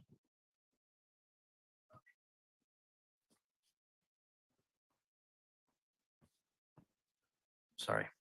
Based on what the VTC has done with their duplexes there, working with their architect on what those costs came in at, we're looking at about close to $1.5 million for those for the two duplexes. Could you rebuild them? Probably. I mean, our demo costs are probably in the neighborhood of $50,000 to $75,000 each. And so it's, yeah, it could be. Okay, thank you, Brian. Mhm. So I think what we just heard, it kind of makes it a no-brainer for me that we haven't been able, we've been stagnated. Back to your point about stagnation, those have been there for 25 years or longer. And we've been focused on them for about 10 years and haven't moved the needle at all. And so it seems like a great example of spending $200,000 to get rid of them, give the neighborhood some nice open space where they can breathe and relax when they come home, instead of seeing that we've given them the last, decades. And then when we ever get around to it, like the Arts Village, which I don't know we ever would, here we have a clean slate to build something nice and new for 1.5 million. That's what it's going to cost to rehab those two ugly buildings. And we're not making any progress to doing that. So I think we should probably consider funding in this allocation some of that for a blight money, $100,000 or whatever it takes to take those two down. And then we wouldn't be stagnating. We'd be making progress on something that is an awful mess, really. Okay. Brian, does that sound logical? To consider bulldozing them ASAP instead of rehabbing them ASAP? It's an option. Sure. You didn't answer the question. I'll spin it back from a logical point of view is I think we have a much better chance of getting grant funds if the council makes the decision to remove those. When you have those are entrance to VTC and military and things like that. And so those all get into, is it logical to spend $150,000 when we're going to have a lot of projects? We think we really got a good shot at grant funds, and let's go up the grant funds may take 6 months to a year. But those are all the different options that we are currently exploring. Well, let's try to remember that as an outcome of tonight, that we suggest the budget includes demolishing those two. And that might inspire us once they're demolished to do something nice with those, like put in a picnic bench, make them look nice. And again, if I may, I think I'd like to actually go out and see, and maybe it's just a matter of me hopping in my car and driving in front of it, but I'm embarrassed to say I've never done that. And so I think it really helps put it into perspective to really see the shape that those buildings are in. All right.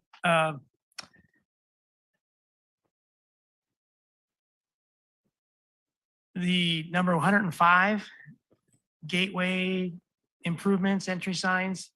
It's my understanding, well, doesn't matter my understanding, but can we get an update by our Public Works Director on how far he's already gotten and what that project's looking like as far as budget and timeline? The city's already received proposals. We've gone through the selection process, have made a staff, we're ready to make a staff recommendation, have a draft staff report to review. So that should be coming forward within the next few weeks, maybe July at the latest. Okay, And that would be for going through the process of envisioning and figuring out what the design of the sign is going to be, kind of the community process. at 5 gateways or, It will come up with what the standard is for the gateway type of sign, and then it's just a matter of, how much the city wants to fund is depending on, how many signs the city wants to do.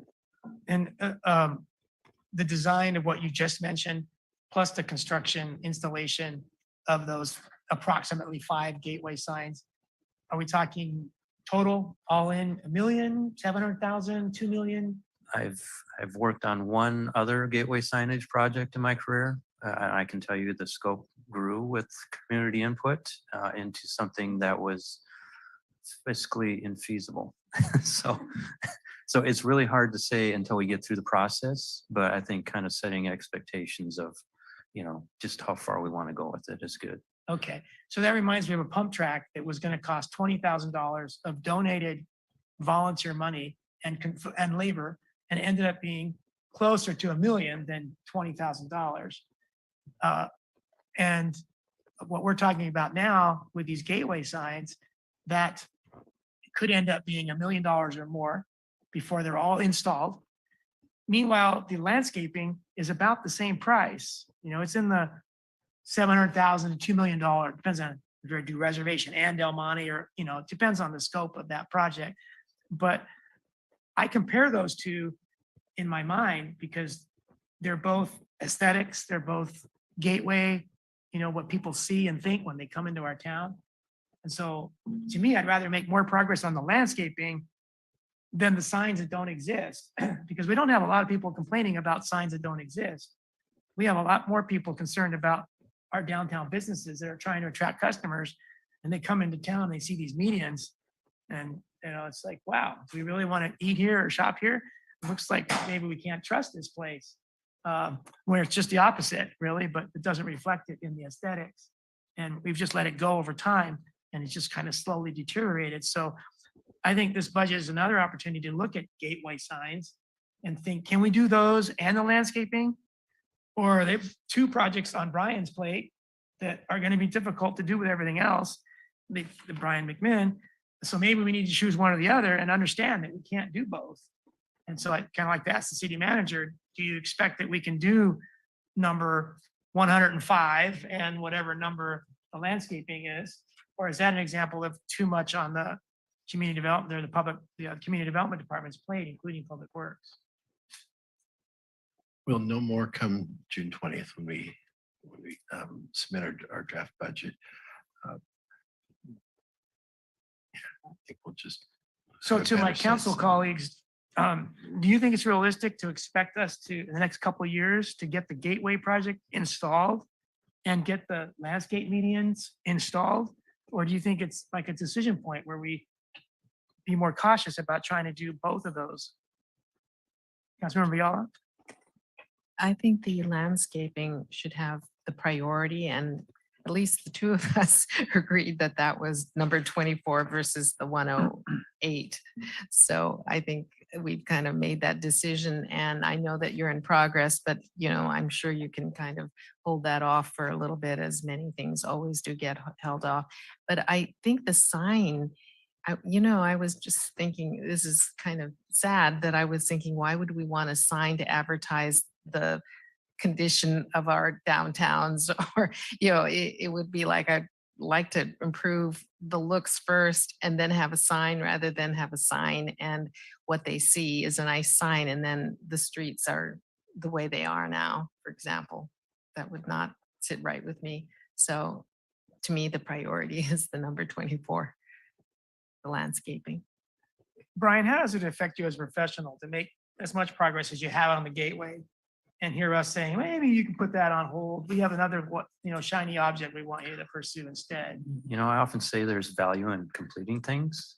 You get to a certain point. I guess the only thing I'm thinking in this discussion is the money for that gateway sign was from PG&E, specifically for gateway signs. So it's not a general fund obligation. And going through the process doesn't mean that we have to build 5 signs right now. It might be, we've identified what our sign is going to be for the gateways of the city when the time comes. How much PG&E money did we get? 250,000.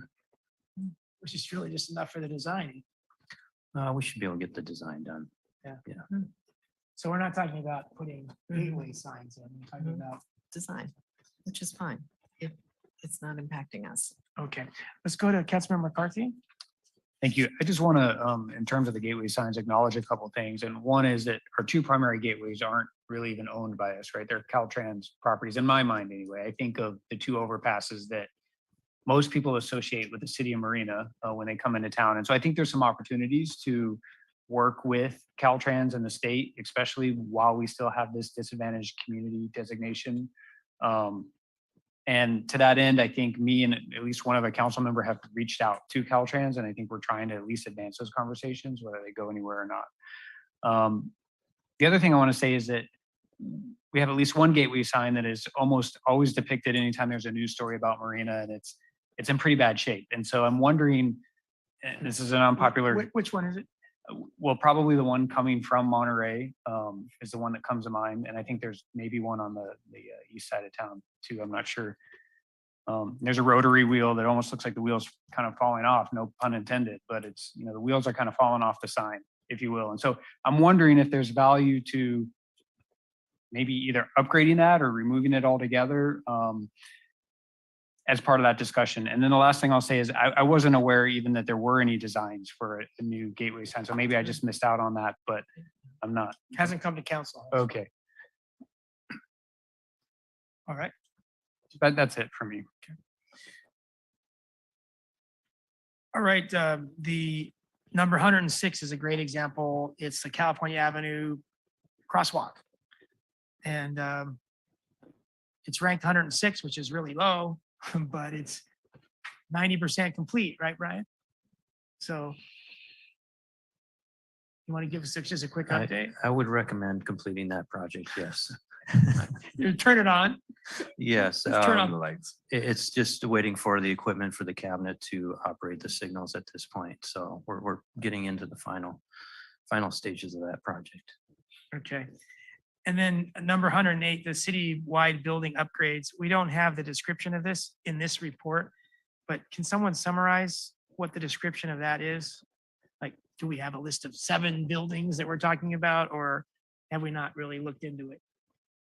Yeah, on a high level, Brian had talked about just for, I think we had a figure of 10 million if we were just upgrading our existing facilities to bring them up to ADA standards and just to where we could operate.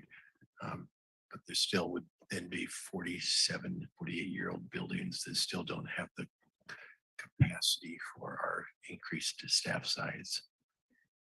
All right, so if you walk through the community center and our other building and you created a punch list of what they need, it would be into the tens of millions or 10 million? Yeah, if we're talking about the city facilities, that $10 million is we're trying to preserve the buildings. And so it's the roofs, the windows, painting, that type of stuff. It's not money for tenant improvements, making things look nicer. There may be some money in there for ADA improvements in the restrooms, but it's not something that's going to alter the programming of the building itself as we think of tenant improvements. Oh, like we're doing at the sports center, the plan. Yes, There's a lot of tenant improvements. And that's not what we're talking about here. no. Project number 114 is confusing to me because it's department staffing study. Then there's something else. It's police service study. So department, 114, department staffing study. Which department is that, or is that across the city? That was just something that someone has put on the list, so I have no idea. All right. Matt, do you have a description of it? Okay. So it's a duplicative thing. We have a police service study and a department staffing study, which are exactly the same project. And you probably know that from the description of each.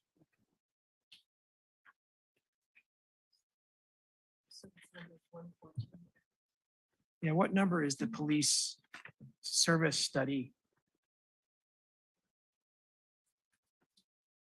36, I think. No. No, it's not it. 42. 42. So 42 and 114 might be the same thing. We're just waiting for confirmation from Matt. So I can point out that the original project consolidated list of 14. So number 14 has a description on it, and it says for conduct a police service study is staff assessment to determine necessary staffing levels to ensure adequate safety services in the community. And then number 136 in the consolidated project list said see item number 14. So it's the same thing. So where is number 14 and what list are you referring to? The rank list or the project list? The original consolidated project. 114. So 114 is 136. And then what was the other one? 42 is number 14. Got it. Yeah, we have two lists. That's what's confusing. So the 42 rank list, police service study is the same as the 114 rank list, which is department staffing. Okay. 116, it sounds really important, but it's not going to get done maybe if we leave it that low. Sea Haven, bus stops and traffic signal. Council, how important is that? You know, if Elizabeth Fisher was here, she might say it's higher than what we might think, but those three of us that are here, how important is that? Or do you think it's appropriately placed? Councilmember McCarthy? I'm sorry, Mayor, can I just back up to the staffing Sure. item? I'm just trying to understand two things. One is, how does that work? A staffing study in general, does it look at our priorities and determine how much staff is needed? Or does it look at our staff and kind of determine what kind of priorities we can accomplish or?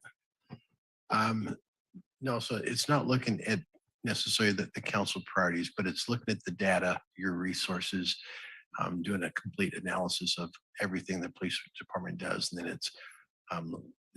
then it's matching up those resources to what you have. But it's also looking at new and different methods and ways to provide policing services. As we just a side note of the candidates for our new police chief, as we've talked with all of them, I think every one of them has said they would hold off on doing a police staffing study because they want to get on board first and look at the department themselves and make some analysis first before we venture down a project like that. And then can you tell me high level, maybe pull the police department out and then do the rest of the city staff separately, but from the low point in 2000, let's say 8 or 10 or whatever that was, what staff would look like then compared to now? Again, police department separately, I mean, was it 15 and now it's 30, or was it 15 and now it's 10, or? In 2008, we may have added a couple police officers, but not significant. So it's been steady, more or less steady. Correct. We got vacancies, but our table of organization hasn't changed much in the Okay. police department. And maybe when we actually act on any kind of staffing study, I would like to maybe understand that a little bit better first. Again, the citywide staff as well, because I just don't really have any concept of how we've grown or shrunk or maintained. That was it for the staffing study. I think your other question was about the traffic circles and, the MST stops. Yeah. hadn't really thought about it, but it doesn't, I mean, it doesn't seem like a high priority for me. It seems like something MST should be handling, quite frankly. But maybe I'm not understanding the priority item. Matt, do you have a description of rank project number 116? Actually, I can give you some more input on that. So the Sea Haven development agreement, one of the components is they have to do a traffic study. And so the traffic analysis that was approved in the EIR currently right now says at build out, that will trigger the warrant to put the signal in. And so it's not triggered right now. And one of the things that that is important to the city is anytime you make any traffic signal, crosswalk improvements like that, you really have to bring an engineer, it really has to be warranted. Because if you start doing improvements one way or the other that aren't warranted, you're just opening yourself up for liability. Now, one of the other things that's also going to change dramatically along there is the widening of Engine Road and the 4 roundabouts that are going in, and you're going to see traffic slowed substantially. And so even with the EIR, I think you're going to see a very different scenario. Also, one of the things that you're going to see in this budget is a proposal for Engine in California for improvements on that intersection that will also help that. So that's a separate project.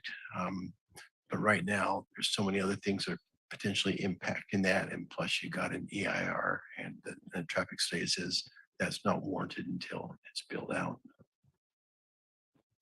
And I would agree with that. I think largely the measure of success for the widening of Engine Road is going to be how that traffic flows without a traffic signal. Maybe it's still necessary, but I think if it's designed right, I hope that becomes less necessary. That's a good point. Things might change drastically when Engine is finished. Councilmember Biala? Yeah. It's shining right in our eyes here. Just wanted No to. complaining about the sun, please. I don't think so. I think we've taken them down.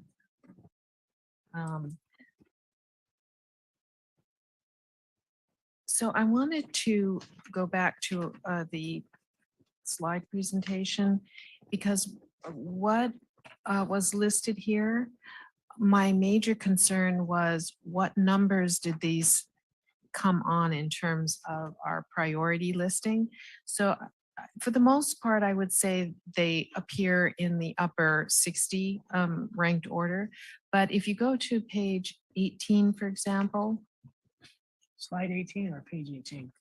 I don't know, the little numbers here. I don't think there's a slide number. It must be the slide. What's the slide title 18. of the, is it? Current staff departmental priority list. So slide 18. Uh-huh. Oh, being creative. Guida's gonna put up some paper. So if I look at this, like the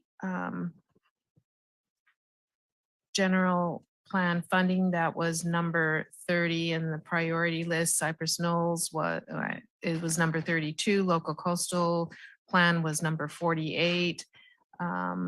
Let's see, this one is body cameras. That was 35. Item prioritization number 35. Street cameras with 35. Department staffing study was number 42. Then if you go to number 19. Slide 19. Yes. Admin records was 46. Citywide security access was 59. So it just made it under the 60. Citywide building upgrades, that was numbers 12, 14, and 31. They were kind of similar. And recreation registration portals, that was number 103. And then enhanced payment portals, that was number 84. And these look like they're staff priorities, and yet on our rank order, they were far lower. There's smaller amounts of money, and so maybe that doesn't make a difference. But I think it's important for us to crosswalk what we've done on the rank orders with what is currently in process or could be. If we go to page 27, no, slide 27. So Del Monte Extension, that was priority number 5. Light removal, 67, 68, and 671. But again, we just talked about that is grant dependent. So that I'm not concerned about that. 8th Street construction, that one was number 79. Habitat management was number 4. And the aquatic sports center is number 4. So those were consistent. If you go on page 28, Preston Ballpark was number 11. So that was very consistent. The Dunes Park, I don't have a number for that. Preston Park Playground, that was number 9. Gloria Jean Tate was number 56. So that still made it. Then on the next slide, 29, what I was most concerned about was what the ratings were of things not started, whether we should start that because we now rank them higher or whatnot. So I kind of went through and looked at of the numbers. Some of these were not in the consolidated list, Can you give an example? like the Dunes street resurfacing. I know we had street resurfacing, but the Dunes one, I don't think was on there. Yeah, so why wouldn't that be number 28, like you just mentioned, annual street resurfacing? I don't know. I mean, So what that is, the Dunes development has a community facilities district that is set up. And so it's separate from the budget. It's funded by the residents there. When it has a schedule, so X number of years, they'll do overlays of the roads. They had damage to sidewalks, whatever. And so it's building up the fund balance. And so it's a capital project, but and that's how we fund it. But it's not a typical project that the council would vote on and add to your capital project list. So does it belong outside of this ranked project list? Yes, yes. okay. And then the Salinas Road widening, it was prioritized as number 86. And California Avenue improvements, Imogen to 8th. I don't think it's specifically on the consolidated list, so it might be similar to the other one. Well, let's ask. Is Yeah. that a city responsibility? Yes, and so those are ones that will come back with the 20 with some suggestions. So Salinas Avenue, right now, and everyone knows the state of it. But as Sea Haven is building out their final phases, they'll be opening Carmel Avenue.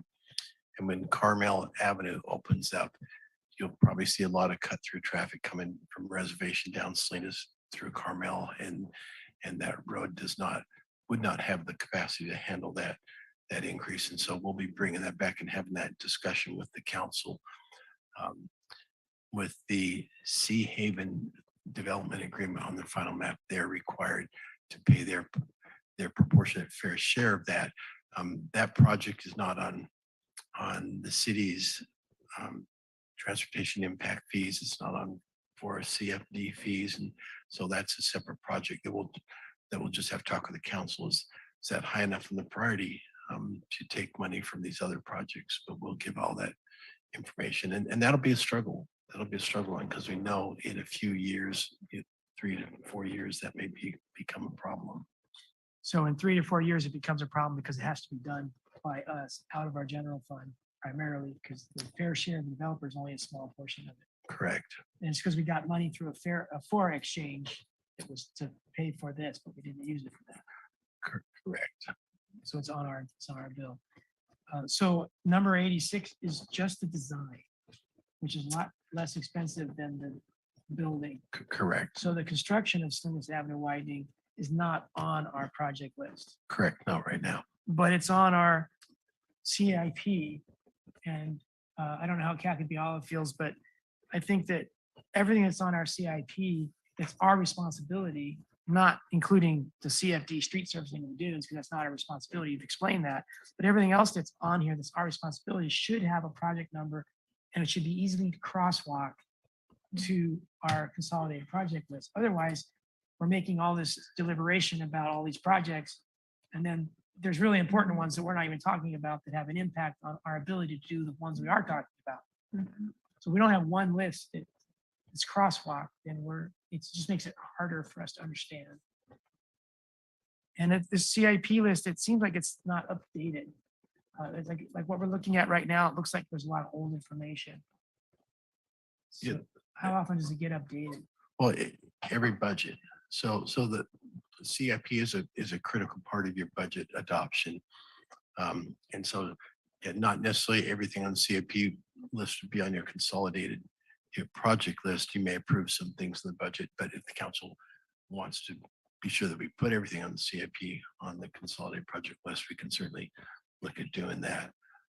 But yeah, this is not the total CIP list. The thing about the CIP list is it's over a 5-year period of time and sometimes longer than that. So when anyone goes through the budget, they can see these capital projects, and it gives the council a sense. You'll see a project maybe like the Salinas Road, and you'll see we've allocated X number of dollars. The total project cost is going to be $5 million. And so when you're looking at your allocations, even though it's not going to be funded or built for years down the road, you start having to make some decisions. You look at all these CIP projects that are not funded. It's like, okay, when are we going to start getting the funding for these projects? So we build it over time. Correct. And those are just annual decisions that you make as you look at the CIP list, as we look at the consolidated project list, as we look at the budget. Well, 2 years ago, I do know that I found the CIP list and I put everything on the CIP onto the consolidated list. I mean, I think we started that pattern 2 years ago. So, So I'm not sure why Salinas Avenue is not on there. okay. For it to have a project number, it means the council that's been approved in the budget process. I think there was something on this road widening. Well, yeah, it's design. Oh, the of it, design only, not Yeah. okay. Project 86, right?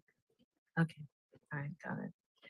Okay, and then 8th Street from California to into Garrison, is that the same as number 80, 8th Street between 3rd and 5th? I know that it doesn't go as far as is in Inter Garrison, but I wasn't sure why that No, is different. those are good questions. So they're really two parts from 8th Street. And again, you'll be getting more details on June 20th, but there's a segment from 3rd Avenue right now because they built the 3rd Avenue and then to California.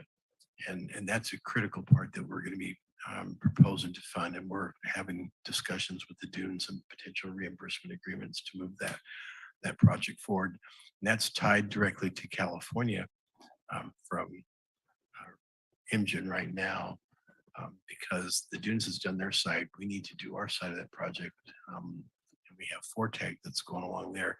And we need to get that road open up. We can't open up California until that one segment of 8th Street from California to 3rd is built. And so that's a critical project. But then 8th is from California to Inner Garrison is a separate project. And we're going to have discussions. Okay, how do we move forward on the potential funding for that project? Okay. So we probably need to add that one then to the consolidated list. Let's see, the Del Monte extension that it was consistent. We ranked at number 5. Here's the Reservation Road roundabouts, Cardoza and Beach. We listed it as number 110, and it looks like we're already in progress. No, we just had preliminary design. Those are going to be projects that will be triggered when Marina Station goes in, and that's when those awards for those projects and we continue to apply for grant funds for those projects, but those are primarily funded by the road impact fees and intersection impact fees that'll be triggered by Marina Station. So it's a project list, but the funding will come later to be triggered at a different point. Okay, so maybe not in progress, but maybe not started is better, because it makes me feel like we're actually plowing ahead when we're only actually looking at funding and it can't start anyway until Marina Station gets going. Elephant in the living room, Marina Station seems like it's good clip. What's the when is it gonna start construction? What's the timing on that project? I'm not sure when their traffic study, when the warrant will trigger that. I mean, when is that project? Oh, Seems like it's getting close. I think if everything moves along, that they will start to break ground on the horizontal improvements, possibly late this fall. And then you got a year for their horizontal improvements to get in, and then after there, they'll start the vertical. I think for that project, I don't know, Brian, do you have a sense from the traffic studies when that would even be triggered? We're talking about 2 roundabouts, project 110. No, I don't. That'd be something I'd be asking Ed Reed. Probably have a pretty good sense of when that's gonna be triggered. I just don't at this point. So when it's triggered, does that mean we have to spend the money to build it? Well, some of the money, there are developer obligations for some of these improvements. So there will be some developer funds going towards it, but yeah, we're gonna have to look at when that trigger is and then timing of when the city has to have money on that. And those all get in things that we work with Edri on as we build up those balances of our impact fees, the traffic impact fees for the roadways and the intersections, like with California, we have impact fees, and we're gonna recommend to council that we use those impact fees so we can complete our improvements on California, so that segment of the road can be open. But the discussion with Edri was, want to be sure that that would not impact any projects that are going to be triggered the next 3 to 5 years. And he says, no, we're in good shape on that. So we look at that.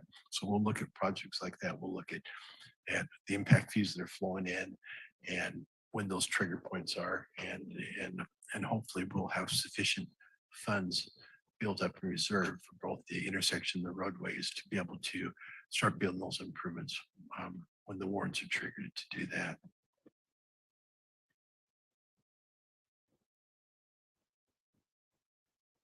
Okay, yeah. So just going on if there's no more. But do you want to discussion. go through every item Well, on the I CIP? started looking at just the not started, but now I see there's some discrepancies, so I was going to go through that. If it's not important for us to know what's on the slide in the rankings that we just had, then I can hold Yeah. off and just look at some.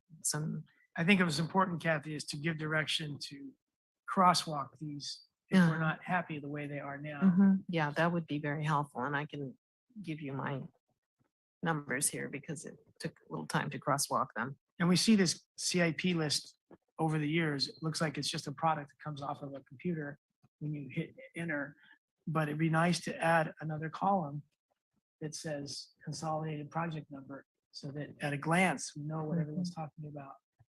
The challenge with that, and I talked with Councilmember Biala, is if you added every capital project on here, then your list is going to jump. How many capital projects do we have, Brian? That are not on the list, because Oh. like Kathy said, we tried to put them all on the list a year or two ago. So a lot of them are on our list. I think there's a lot that aren't on the list.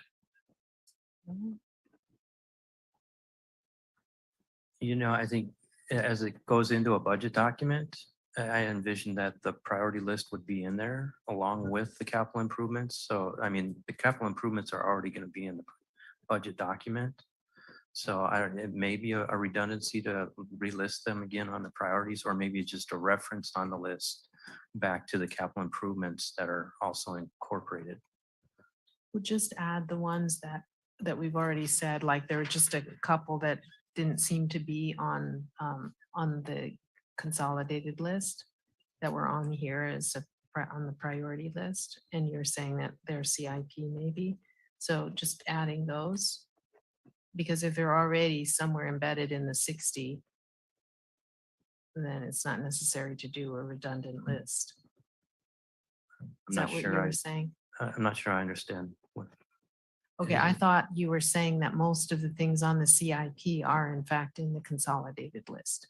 Well, as I was saying, we could reference the CIP in the consolidated Mhm. list without listing out every project in the CIP over again. Right. And I'm thinking more as in the final budget document Mhm. itself. So after it's gone through that whole process of, what project, maybe there are projects that didn't make the CIP budget that need to be on the consolidated list because they didn't make the CIP budget and couldn't be incorporated by reference. Okay, but they're probably still in this current consolidated list is what you're saying that no, there's a lot that are not. I'm just a suggestion for a final budget document, what that might look like. But it sounds like there's some work that has to happen between now and then. Mm. Well, I will tell you, just going through this exercise, most of the things on here were already on this consolidated list. So I don't think that it's going to be a lot of work. And I've already put some of the crosswalks and done that. So just the ones that I don't have a prioritized list because it comes off the consolidated list, then that's all you would need to add, because I've got a number for almost all of them. Everything mentioned on the capital improvement list or even on some of the other slides. So I can just give that.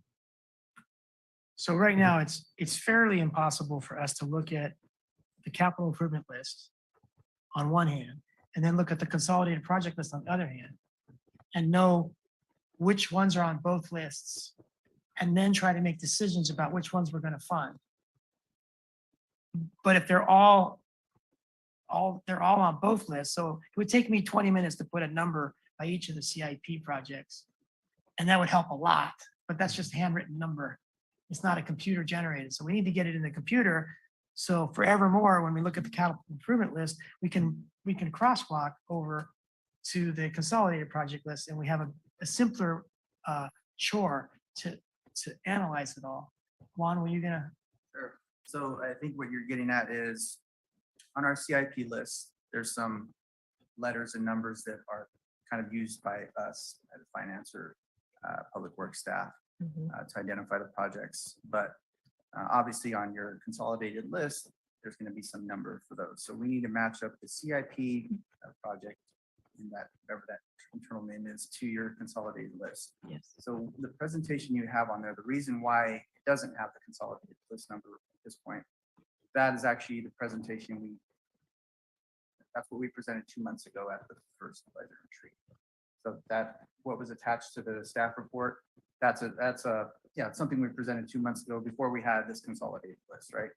And I think the concern with staff is, what is the final number that's going to be on your consolidated list? What's the final ranking going to be? Right. Because that number will change when the Yes. other three council members incorporate their changes, right? Right, that's been the- but that's the rank number. We never, that's always going to be shifting. That's why we have a consolidated project number that's never going to change. So column A is never going to change. Gotcha. Okay. Column C is going to change maybe a couple times every 2 years. It would be crazy to try to keep track of the ranking number.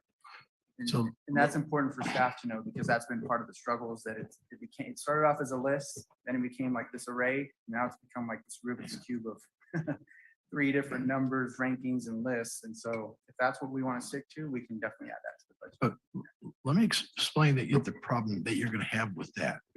So let me just go over the airport's CIP list. There are 32 projects in there. Those are not on there. And the CIP list is much larger than what's here.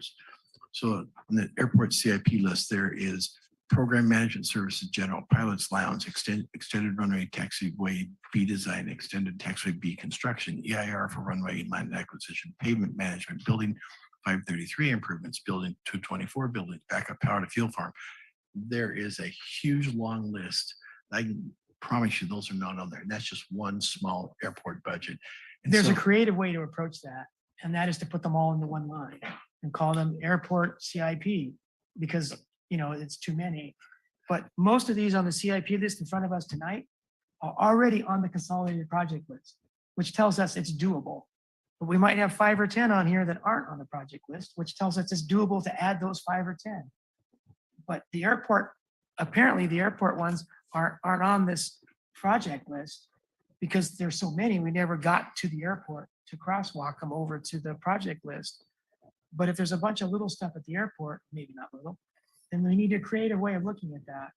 Right, because we have 4 items for the airport and access control, develop options for airport landscape improvements, conduct airport pavement maintenance projects, and facilitate airport building improvements. And they list several buildings. So if what you're talking about could fall into any of these 4, or we create another one that just Or is create much a broader. 30, it sounds like. Right, it doesn't fall into those 4. but Right, could we make one more thing that will do all of that? Just But- infrastructure or, So we're identifying a tension here between what council needs to do our job and what staff doesn't really want to do because it doesn't really, they don't need it, they don't understand it. But we're not the first city to have to try to figure this out.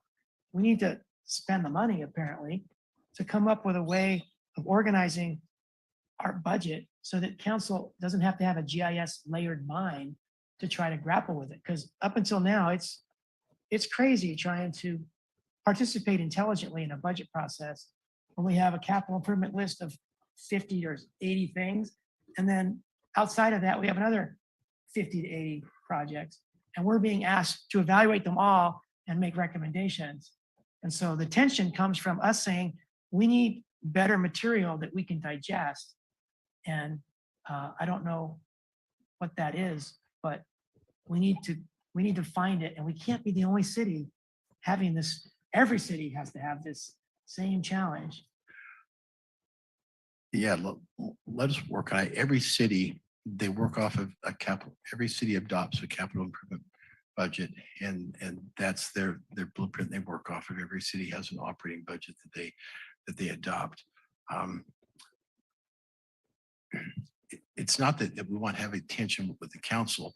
As I've been talking with the council individually, when you start to get a list, it gets to be 200 and 300 in size. That's my concern is then the list is too difficult for the council, it's too difficult for the public, it's too difficult for staff to manage. And so let's try to hit that balance of getting council the information you want, but not getting a list that's too big that it becomes too difficult to manage.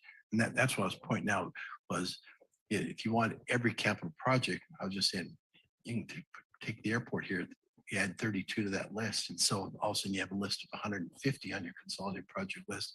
And I think as we go through the other capital projects, you'll find more because these are just the ones that are funded in the budget. I think you'll find that there's a whole list of capital projects that are not funded. And you start adding that, it just becomes this huge list. And so we just need to find out a mechanism to get you the information that you want that doesn't create a list that doesn't work for any of us. So are there a whole lot of projects that aren't on this capital improvement list?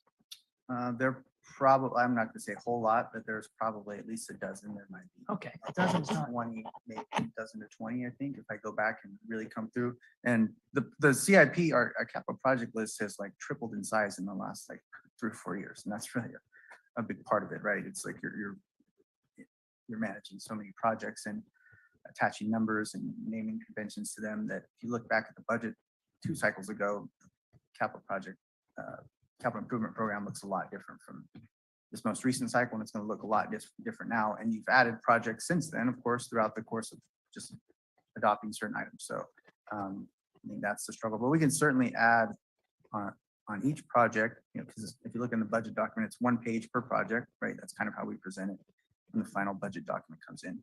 We can add the consolidated list number on that page in some way, right? To present it in that way. That's So what we'd like to see. that's an example of something that has to exist. It's extremely difficult to work with.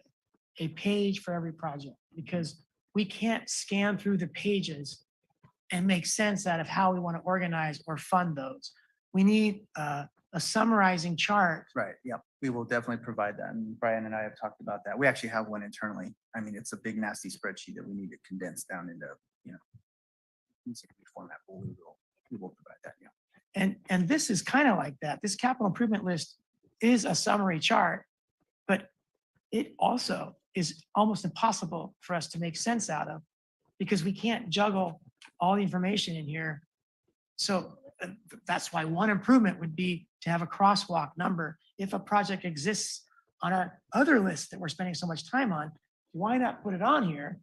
Except that this is a computer generated list that doesn't require you to edit, put a new column on. But this is better than one page for each project, but it's still not good enough for us to be able to digest it. And if we can't digest it, and we've been doing this a while, we know the public can't digest it. Yeah. And I don't know how staff can digest it as it grows. And it's just one page per project, except that you spend 40 hours a week working with this stuff. I would say it's going to be a combination of the two. We'll have the kind of that spreadsheet view overview of the capital improvement program, but I still will probably want to have the single pages in there because that's the storybook format. Sometimes you look at a title for a project and you don't have enough information to really understand what that project is. And so it takes both. Yeah, so a description column is something that Matt and others have been working on for a little while because having 136 projects titles, like we have in the staff report, there is another column that exists. It's not in the staff report and it's description.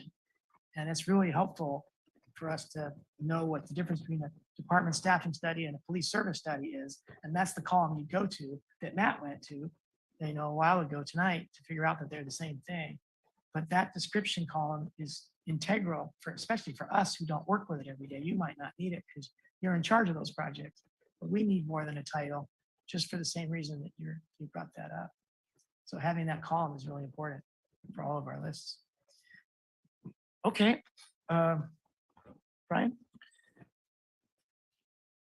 Yeah, I'm kind of listening to what the city manager is saying and what Mary, you said. And I just do want to lift up a little bit about how difficult it is, right? And I like to think in extremes. And what if our list was, 1,000, 2,000? Just imagine how difficult that would be. And, I'm struggling to know what each item is and everything that's entailed. And so I can only imagine staff really struggles with that as well. And I don't know what really my point really is, other than to just say to staff, I understand this is a lot. And maybe we would be better suited to say, hey, we have a list of 50 priorities and then a list of 100 bucket list or wish list type things or whatever. And a lot of it's in perception and wording of how we deal with these things. But yeah, I just kind of wanted to put that comment out there. Thank you.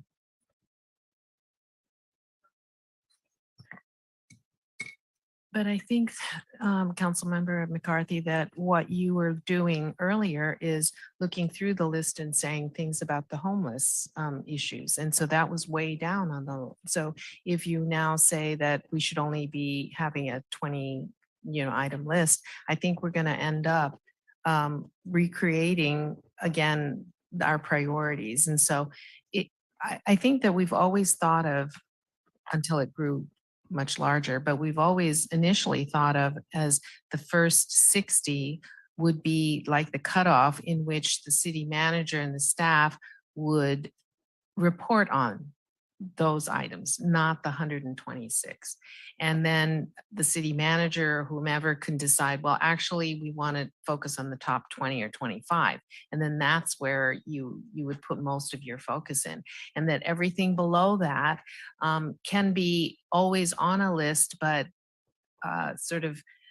as time goes by, you resurrect them and you put them on a higher priority list. But I think that's the original concept that we're going for. And we certainly know how to add things on the list. And I think that the challenge is, when do we start omitting things on the list? And we discussed that earlier at a previous meeting. And I think it's important for us to get a hold of that concept too. Obviously, when you complete it, then it's off the list. And we started generating lists of what has been completed. But I do think that we can't just continually add to this list without taking off. And if we're going to prioritize and use the judgment of the council in some of these regards, then we should be saying that maybe after a certain time, those drop off of the evergreen list because it's going to grow. We'll have 400 if we don't watch it. So I think we have to discuss that. And at any point below the 60, let's say, as we've pointed out, for whatever reasons, something that we were waiting for the funding to occur, now we have it. So it bumps up to the higher priority list. So there are things that can be, pulled up to a higher ranking for things that occur that maybe we didn't anticipate or we were hoping that would happen. So there's some flexibility, but I think that we have to be serious about how to curb this list too. All right, and I have a very different perspective, going with the extreme example of Brian. If we had 1,000 or 2,000 projects, those would be easy to handle. And if we do it smartly, Matt has an alternate approach with these 126. He's grouped them in very intuitive categories like public works projects, planning projects, et cetera.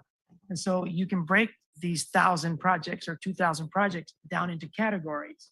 And some of those categories could be completed projects, which never go away.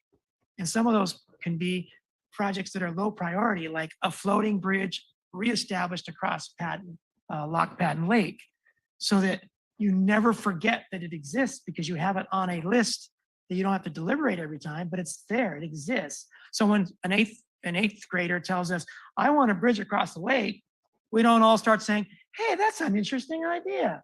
Why don't we consider putting a bridge across the lake? Instead, we say, that's project number 646. And we've never done it because it's too expensive. It's $1 million or $2 million. But we don't have to recreate every new project idea. Rather, just show people that's number 676. If you want to move it up, which ones do you recommend we don't do? Because these have been ranked, and that's why your floating bridge sounds like a great idea, but it's low on the list. So even if we had an extreme high number of projects, there's got to be a way to categorize them so they exist, we don't forget, but we don't spend a lot of time on number 1,500. We just know that it's there and we can find it. Do we have to rank order them beyond a certain number though? Yeah, so we could have a policy where we don't rank, but the top 100 or the top 150. Thank you. But I don't think it has to be difficult with some thought into it. And we can't be the first people to have to create this wheel. I wish we would just pay somebody who's used to creating these wheels, who's done it before, and they give us a model that we can just use, because staff and council are frustrated over this process for several years now. And it seems like we're getting better, but maybe we still have a long way to go. Maybe we need some outside help. I actually think we're almost there. I think we're really close. Matt's made a huge amount of progress on that list. So I think we're pretty close on that. We're listening to council. We'll continue to adjust that, but I think we're getting there. All right. Mr. Mayor, for a quick second, I was thinking it might help a little bit to maybe understand a little bit more how the capital improvement program works and how we fund projects. Because to me, in the bigger picture here, the vision is you've got this master list, and that's kind of your holding pattern for all the projects you want to do. And then once projects have money to them, they become part of the capital improvement. And if I show you an example really quickly of this page, while we're actually, you guys have seen the page, so it'll take me a second to do that. But my point here is, and like I said, maybe other people here could chime in and help out a little bit more, is I'm looking at a project that was Engine Parkway in California. And over 2 years, we put $4 million in that project. I don't think between those 2 years, you want to put that back into your master list and shuffle it all up and then decide whether or not you're going to fund it again after that second year.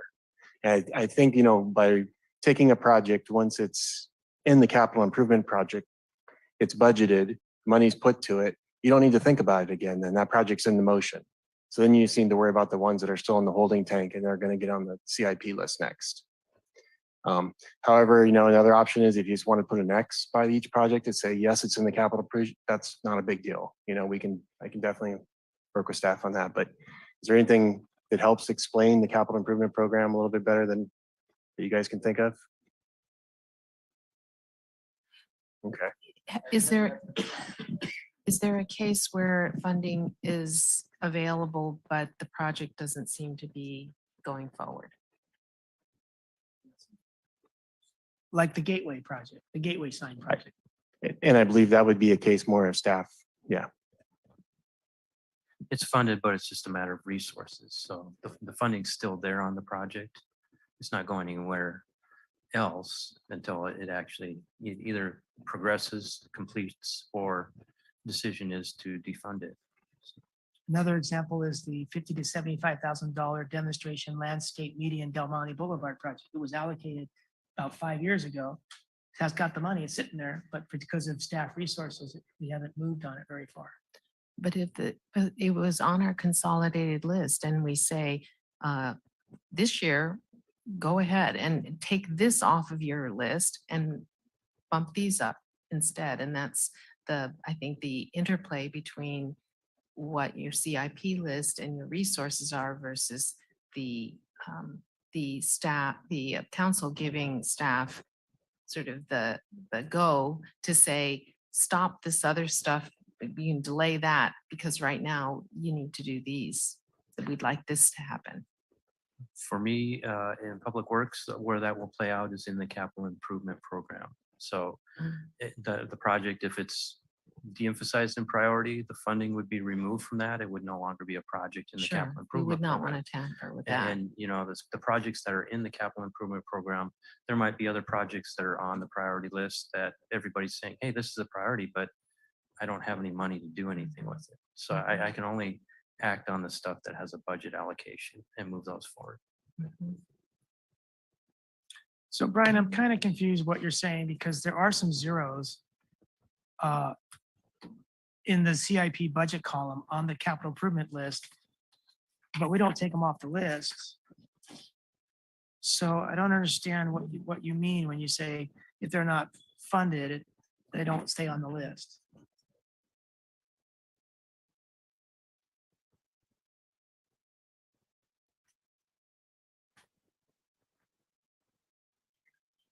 Which page? Slide number 29. 29, California Avenue improvements, Imogene to 8th Street, zero money there in the hopper, but you know you need a Yes. bunch.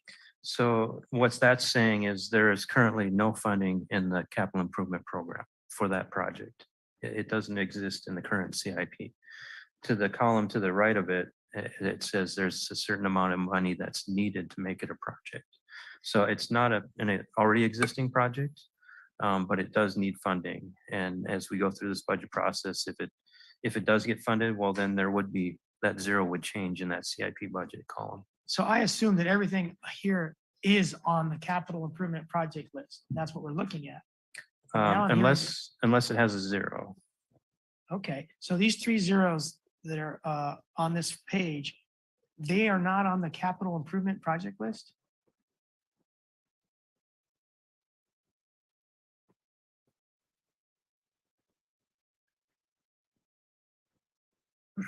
We talk about these projects all the time, so I'm surprised. Well, and my Yeah. assumption is if it has a number, Yeah. that it's on the list, may not be funded. Is this just the general fund dollars? or- Not sure.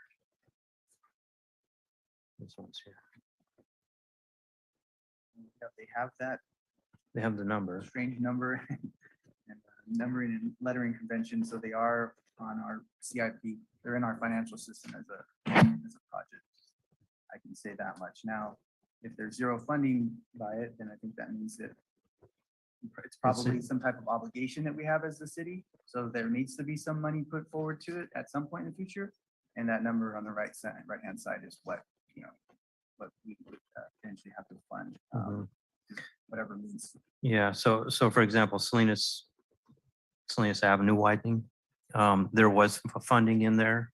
It's already been expended in preliminary design and environmental.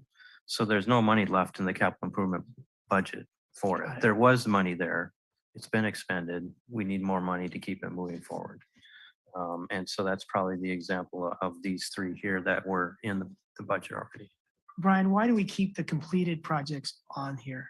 Why aren't those gone from this list? They will be as we go through this budget process. And we prepare the next capital improvement budget, those picture pages and the consolidated list. Won't include, We'll remove those from that. So we don't have to carry the completed forward in that capital improvement program budget. is there a simple way that you would agree to keeping a list of the completed items? So when it comes to the bond measure, people say, what have you done with the money we've already given you? We don't forget the completed projects. Yeah. Fortunately, we have this financial system that, keeps track of all our project accounting. And so we can run lists of projects that are, in Okay. a completed column. All right. So I have a concept I want to bring up, and our vehicle replacement fund is a really responsible way for us to be putting money aside every year. So when we need new vehicles, we don't have to dip into the general fund and find the money. It's already waiting to be spent. So I think everyone agrees that the vehicle replacement fund is a good example of fiscal management. And on this capital improvement project list, we've been talking about projects that don't have nearly enough money set aside to do them. And the comment was made earlier that hopefully we'll find that money when we need it to do these projects. And so the concept I want to breach is, like our vehicle replacement fund, maybe we have a policy where every year, 2% of the funds that we need, or some number, 1%, half of 1%, 5%, I don't know the number, but that we're putting money every year into these projects that we know someday we're going to need the money. And if it's a $13 million project, that's going to be really tough, to come up with unless we have a substantial amount put away. So the concept I want to ask everybody in the room is, should we start a fund, a set aside fund that's going to be a big chunk out of our annual budget, so that we don't have so much trouble later on trying to fund these must do projects? But I can jump in. Cities definitely do that. And some tie it to a specific amount of a specific revenue source, or they'll have a policy of unallocated revenues over expenditures at the end of a fiscal year, that X% goes into a community improvement reserve fund or something like that. So yes, that is something that policies that city had. When I first got here, we actually established a community improvement reserve fund just along those lines, but we never could get consensus to move forward on establishing a concrete policy exactly that you're talking about, a policy in place that we could figure out a regular ongoing funding source. Well, I think this council would be very supportive of that. What do you think? Yeah, well, this Could I- long-term planning that Kathy talked about earlier, Mhm. I mean, it's one thing to have a plan, but if it costs 5.2 million for Salinas Road widening, it's going to be needed to be done in 3 years, and we have zero in the bank. That means it's going to be $5.2 million hit on a given year's budget when we say, oh, we got to do this. Too bad we didn't plan in advance. So it seems like something this council would support. Brian, do you have input? I would say we have a couple of examples of that in our programs already from our street resurfacing program. A lot of work went into, a lot of that was the taxpayers voting in Measure X and SB1, but we now have a program going forward that's funded. Another similar one is our development impact fee program, where we've identified certain improvements that have to be made as a result of the development and increased demand on the infrastructure. And, when developers are issued building permits, they pay that impact fee. So that accrues over time, so we can do those projects when we need to. So, but, there are other, numerous examples of other pieces of infrastructure that we just don't have that kind of revenue stream dedicated for that at this point. So Brian, does it concern you that we have $21 million in those 3 zero projects that we have to do someday? Because you just said that there's a process where developer impact fees go to fund those projects. And here's 3 that, at least Salinas Avenue, we're on the hook for, but we don't have that process working. Well, we do update our impact fee program every 5 years. So we look at it, and that's one of the things we're looking at right now is, how do we get funding on those projects as we do the update? And we'll see how that works out. All right, thank you. Councilmember Biala? Thank you, Mr. Mayor. I like the idea of putting aside money for some specific expenses that we are anticipating to have later. I'm torn between, is it set asides for maintenance of infrastructure, because we're always short on that, or whether it's for new projects. But I also think of this as both a pro and a con for the bond measure, in that someone can say, well, you've already said, you're going to put aside this much money. And so why do we have to go out for a bond? But at the same time, we can also show that in order to get to 53 million, it's going to take us 20 years at X% of funding for our regular budget. So that might be helpful in that regard, to show people that even our most responsible efforts to carve out some extra money to meet these demands, that it's still going to be so long by the time we ever get our sports center and our police station and our city center. So maybe that would help us, but we probably need to look at more details. Councilmember McCarthy? I just have a question as we talk about setting aside money for some of these reserve items. And I think of HOAs where state law dictates that a reserve study be done every 3 years, and an analysis of how much you're saving for those items. Is there any equivalent for what we're doing here that state law dictates we conduct some kind of reserve analysis, and maybe for certain items, or anything come to mind? The only thing that state law comes into play on things like that is impact fees. And so you definitely have to have a nexus to the impacted projects that you have in there. And then you also have to, when you spend the money, it has to be on those projects there, and they require a reporting mechanism back on that. And then the same thing is with your user fees that you charge. So under state law, you can only charge a user fee that is equivalent to the cost of that service. And so there's laws that dictate that. But I think beyond that, with general fund, your revenues and unallocated fund balances, there's no restrictions on what you can set aside. What's that total amount? I know in other states, there's state laws that actually regulate the amount of money that you can set aside in a reserve fund. And the theory behind it is the taxpayers that are paying for that, you don't want them paying taxes for something, a benefit they'll never see, that's going to be 20 or 30 years down the road. And so there's a balance there. But I don't think there's nothing like that in California law. Thank you. All right. We have a really good slide presentation that's comprehensive, and I think it'd be good to get it recorded. So council people who missed this session and public who missed this session, we can tell them in the near future to go to this recorded meeting. So what does everyone think about giving a go at seeing a presentation? It's 8:45. I was thinking maybe 45 minutes if we can get through this presentation without too many interruptions. At least we'd get it on the screen and respect the work that went into this report.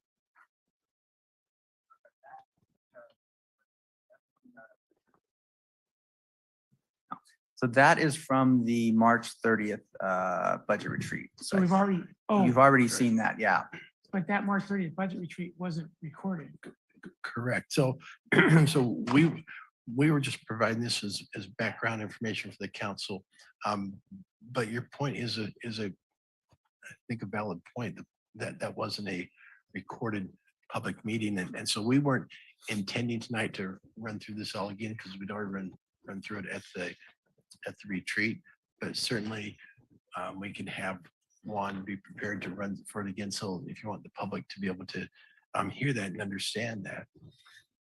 Yeah, I think that the pie charts and the FY 23, 24 numbers, those are pretty fundamental to our budget process. So I think it'd be good to get that recorded so we can refer people to it.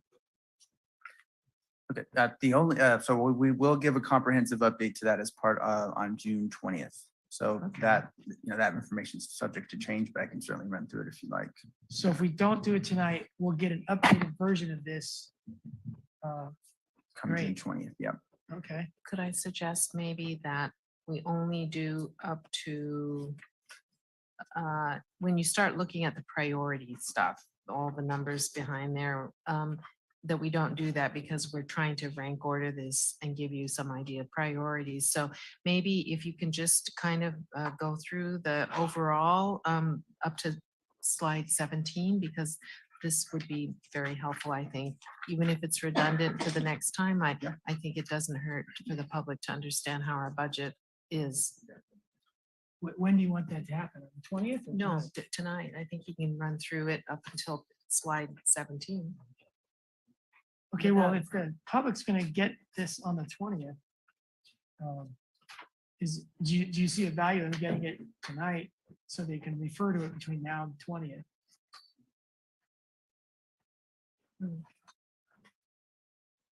Yeah, I think I'd favor, if I may, waiting until also the other two council members are here. I think there's a double whammy, right? We're gonna get it again anyway, but plus the other council members are gonna be here. I don't know about you, but I dislike going and watching 4-hour council meetings just because I missed it. And so if I can save my fellow council members from having to do that. Yeah, think there's some I benefit there. completely agree. That's fine. So I think our budget retreat was so rushed or so packed that I didn't even recognize this. Did we go through this whole thing page Went by through it. page? I took questions beginning, middle, and end of that. Well, you're lucky I didn't give you 50 questions back then. I did get your email questions, and I just thought, okay, maybe he doesn't remember because I had answered some of them during the question and answer session. Right. But answering It's all right them, though. answering them verbally and answering them in writing is, yeah, there's no records, a rumor instead of a voucher. Okay, well, I'd like to start building a motion, and I'm sure everyone will help out. So I'd like to make a motion that we receive tonight's discussion and the packet, and that we direct staff to come back with a revised next version. And I have some things to include in that. So the first one is that we direct staff to give us a chart, a pictorial connecting which funds can be used for which projects. And our city manager has done this a couple times already. So that's number one. Number two, that we recommend deconstructing the Hay Circle duplexes. Number three, that we consider a policy to set aside CIP project funds, like 0.5% a year, something like that. I mean, that's the concept, not the number. That we put project numbers, we have a policy of putting project numbers next to the projects that are listed in these budget staff reports. And I suggest that we use the consolidated project number, not the ranking number. Because it'll change every meeting. And then the next one is that we ask staff to come back with a restroom cleaning, opening, closing contract proposal. So we know how much it costs to do our restrooms properly. And that we ask staff to consider doing what it takes at the city council chambers to fix up this roof so we don't have a tarp on it. And that we direct council to highly prioritize our landscape medians, funding them, and our park maintenance, especially our ball fields and our pump track conditions. That we get the funding to do those two things, those landscape medians, Reservation Road and Del Monte Boulevard, and then our ball fields at Preston, and work with the school district on Los Arbalos Sports Complex field. So that's my start. If there's a second, we can take things off or add things and build it till we vote on it. I second. Okay, Shep, are you okay with that? Or you want to hear anything more that's not clear?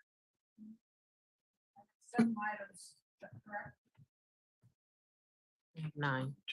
Yeah, I had 7 too, but one of them's two-parted, that the landscape media and park maintenance, you might think of those as 2 or 1, but if you consider them as 1, I had 7. Yeah, okay, now that's great. Mayor, can Okay. can I make a comment on one of yours? On the restrooms, that item's gonna be coming back to you at our council meeting on the 6th. So we're already addressing that. So if it's on the 6th, it'll also part of the 20th, right? Correct. Let's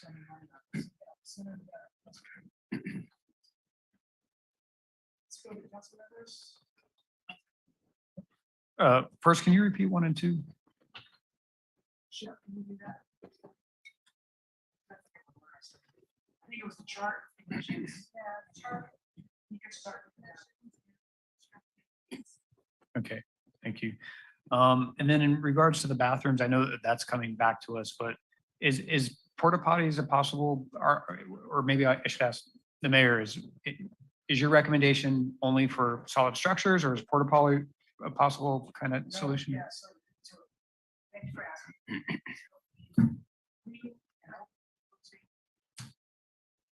Scout house. Cleaning and opening and closing the restrooms at the pump track. The same at Lock Padden Park. And the same at Windy Hill, although it's a portable, so it doesn't need to be opened and closed. I don't think it just needs to be cleaned every day. And other restrooms that staff finds appropriate. It might include Preston Park during baseball season, so that we're not asking the coaches before they go home to clean the bathroom. And so yeah, I don't know the total list of restrooms, so I didn't get into the details of which restrooms. But if that's staff what I- came back, for example, and said, hey, at the pump track, for some reason we can't open the building, but we can do porta potties, would that be something that we would be asking them to do that analysis and provide feedback? Yeah, that's creative. I wasn't thinking of that because I hate porta potties. So just so you know, we already have a, excuse me, from the contract with that does our restrooms. And so that's where we bring back to council is amending that contract to include them cleaning the restrooms at Gloria Jean Tate. And then we'll be figuring out our staffing, how we're going to open it up and close it. But so we don't need a porta potty at that park. Okay. And then if you'd be okay with it, I'd like to add that we ask the council members that didn't rank to do so without any bias to existing rankings. And it's just gonna have to be an honor system, right? I mean, just, Yeah, I don't even care if they look at how they're ranked and strategize it. That's okay with me. But so add to the motion that we extend the deadline for council members to rank the projects. right. So Matt can just send out another email saying, hey, everybody, here's the last email. You have until some date. What date? Like June 10th or? Yeah, before the next meeting, June, whatever works for staff. We can just pick a reasonable date. Yeah, a week out. Is that more comfortable? Whatever's. Yeah. Yeah, and whatever- I just want to make sure that that is amicable to Councilmember Biala because that was a concern of hers as well. So I had asked the motion maker if they could add that we will ask council members to rank with no bias to existing rankings that haven't ranked already. So I'll amend my motion for that. Is there a second hold? Yes. Anything more? I think that's it. Councilmember Biala? Thank you, Mr. Mayor. So could you read number, I think it was 5 or 6, you had something about the CIP? Yeah, that we have staff present a draft policy that sets aside funding for our CIP projects that, Oh, I thought Need that it. was number 3, what were you asking for? 6 or someplace around there Oh. after the porta potties. Or the- Oh, after yeah. that, it was the council chamber roof. Oh, there wasn't something in between. Maybe I was thinking this. Okay, the roof. Okay, let me talk to that because for some reason, and I don't know why, but there was a plastic on the roof of the building right here, right there. held down by sandbags. City Hall. Is that still the annex part right there? But I don't know. The annex downstairs or this No, one just uptown? this building right here. Where That must be Lane the, works, where finance department. yeah, is. way on the other side, I guess, so. But there's a plastic over the roof Right, with we have the sandbags. same leaks over. Okay, so over can there we that we have include over that? here. It's not just the Yes. tarp over Yeah, that here? was just an oversight on my part. So city council chamber / city hall tarps. Okay, and is there any problem on the planning department roofs or any, so these are the two, okay, so yes, okay. Yay, Guido. What did you say? You got a Oh. secure roof. At least that. Okay, so we want to add that. And also, the, what we had talked about is the CIP list. If there are items, one on the CIP list that are not on the consolidated list, could we please add those or at least have them looked at by us so we know whether we are comfortable not adding it? Yeah, that's part of the motion was put project numbers on these presentations. Yes. Put Okay, the consolidated project numbers on on- this list, but on the slide presentations, and I intended it to be a CIP. yeah, list. that's the piece that I was not clear whether we're also, because there are some that don't have it on the consolidated list. So I just want to make sure that we're adding it. We're trying to get consistency between both lists, I think, if it's possible. And consistency with the staff priorities that are in here, like there's $200,000 for fire equipment. I don't know if that's one of our projects, Mm, but it needs to probably be. mhm. I don't know, it's kind of a weird project. It's probably something that Lane uses as an example of where it doesn't work. Correct, and those are ones that, that will be submitted in our budget proposal to council, because that's based on things that the fire chief is saying, these are critical things. So that was kind of a bad example, but what a good example would be those projects that department directors come up with sort of on the fly, where we've never talked about them before. And now we have a project list, we've all deliberated, then we have these items that Mhm. just came up out of the blue. And now we think, well, now what's the priority? Mhm. And so it's better if we get those department directors to put them on the consolidated list before we rank them.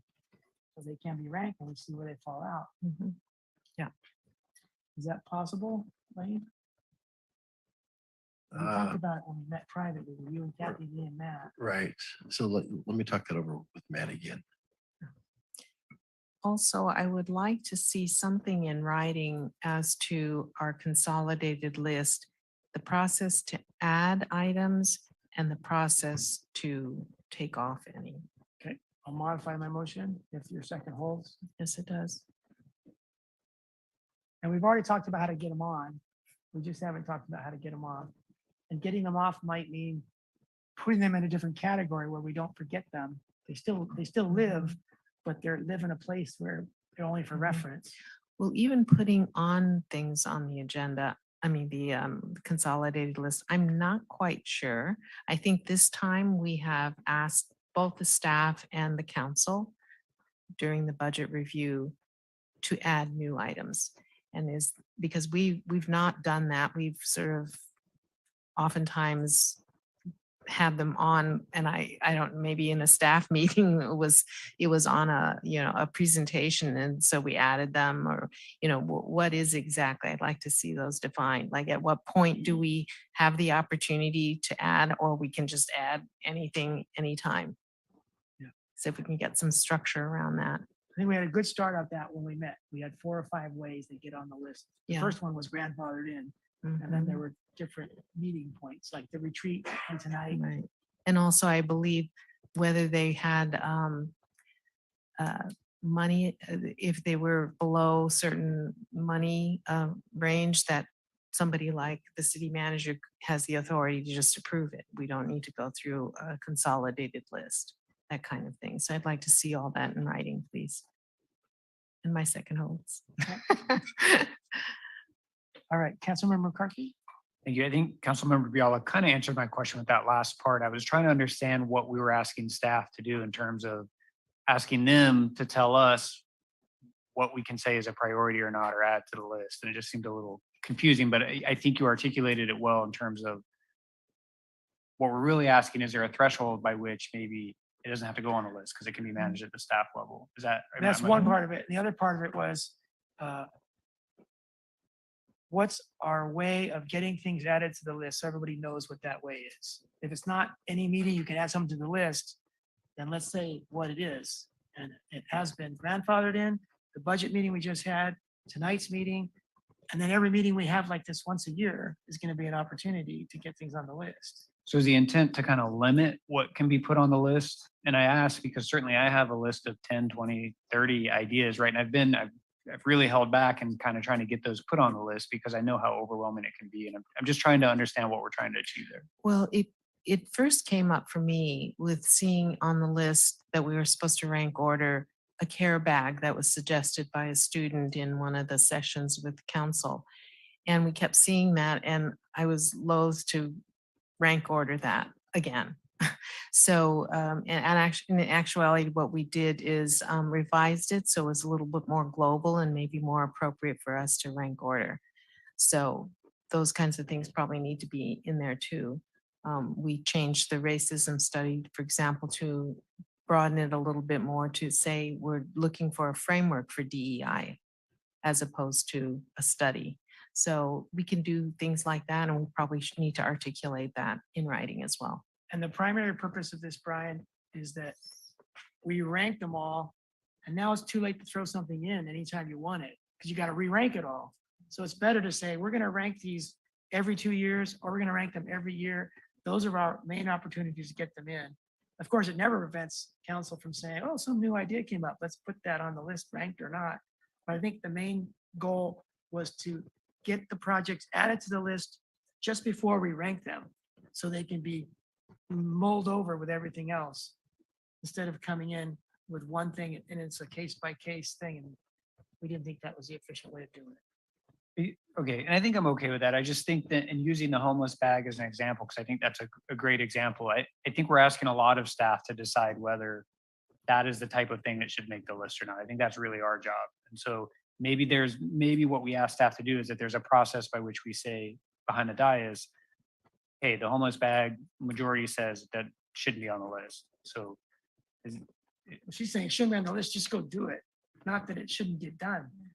Like it's good and it's so cheap, do it. Don't make us talk about it. If it's Okay. $2,000 for care bags, you have a $25,000 limit, city manager. If it's a good idea, just go do it. Maybe okay. Okay. Well, yeah, I'm willing to come see what staff comes back with then as a suggestion for that. Okay. So let's go to public comment one more time. Let's go online and go to Denise Turley. Welcome, Denise.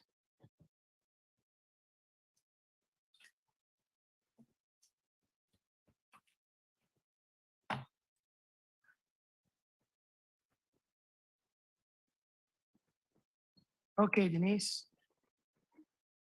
Hello. Hi. It took a while for the little screen to pop up so I could unmute. So I've been taking notes while we're going through here, and so I just have a couple of pretty quick questions. Number one is I'll go backwards. So we were talking about that slideshow, so that people that would like to actually see a copy of that, they call Juan, or it's someplace already on the website. That's my first question. I'm just Keep going, scrolling. Denise. Gotcha. ahead. I'm just scrolling really quickly to see if they're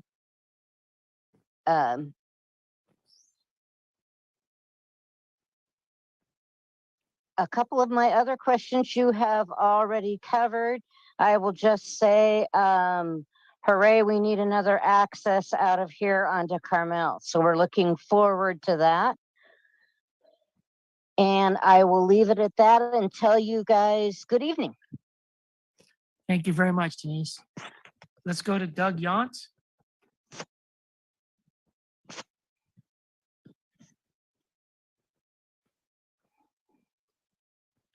Sorry. Thank you, Mr. Mayor, members of the council. Can you hear me okay? Yes, good evening, Doug. Okay, great. Thanks for going through this process. I know it's not an easy one and it can be complicated, but I do encourage you to listen to your staff in terms of their ability to particularly pull all your priorities together and organize it in such a way that it's comprehensive yet easy to go through in both the CIP and operating budget. So I'm sure they'll do a good job coming back on June 20th with that, which is really, really helpful. In terms of priorities, there's one item, and I didn't quite see it throughout there, and this is speaking on behalf of the Dunes, but also just in general is Joby Aviation, and maybe that goes without saying, but to me, in my opinion, and also it's been in a career in economic development, that is a game changer for the whole region, let alone for the city of Marina. So that to me seems like the number one priority on all fronts. Secondly, the arts districts, I appreciate the discussion there. I understand demo versus rehab and what may be more efficient and more strategic there. MCP or Shea Holmes is willing to sit down and talk about ways to assist, particularly if you're looking about doing something quickly and with a demo. Definitely want to talk about that. Next then is I know I sound like a broken record and Brian hears from me all the time, but the maintenance of medians and parkways in the Dunes project, I know realize there's a lot of that around the city, but prioritizing that maintenance and really coming up with a plan for maintenance would be very helpful. Fourth then is the 3rd Street Park building demo in the Dunes down there in phase 3, since we're going to be moving from phase 2 west to phase 3 in the near future. Really like to see the park, that area of demos, the remaining buildings to be demoed down there. And it appears there are resources for that. And then finally, obviously the large dune park, both the planning and development of it. I know you've got it ranked 3rd and 33, or was on the one listed 3, and then this recent run at 33. That keeps moving forward and keep putting money towards that. We're obviously, the Dunes, very interested in that. And so I encourage you to really, link those CIP and the priority list to really look at projects across departments and where resources are allocated, and really think about top 3 to 7 priority areas versus individual projects, and let staff come back and how to address those in the CIP. Thank you, Mr. Mayor.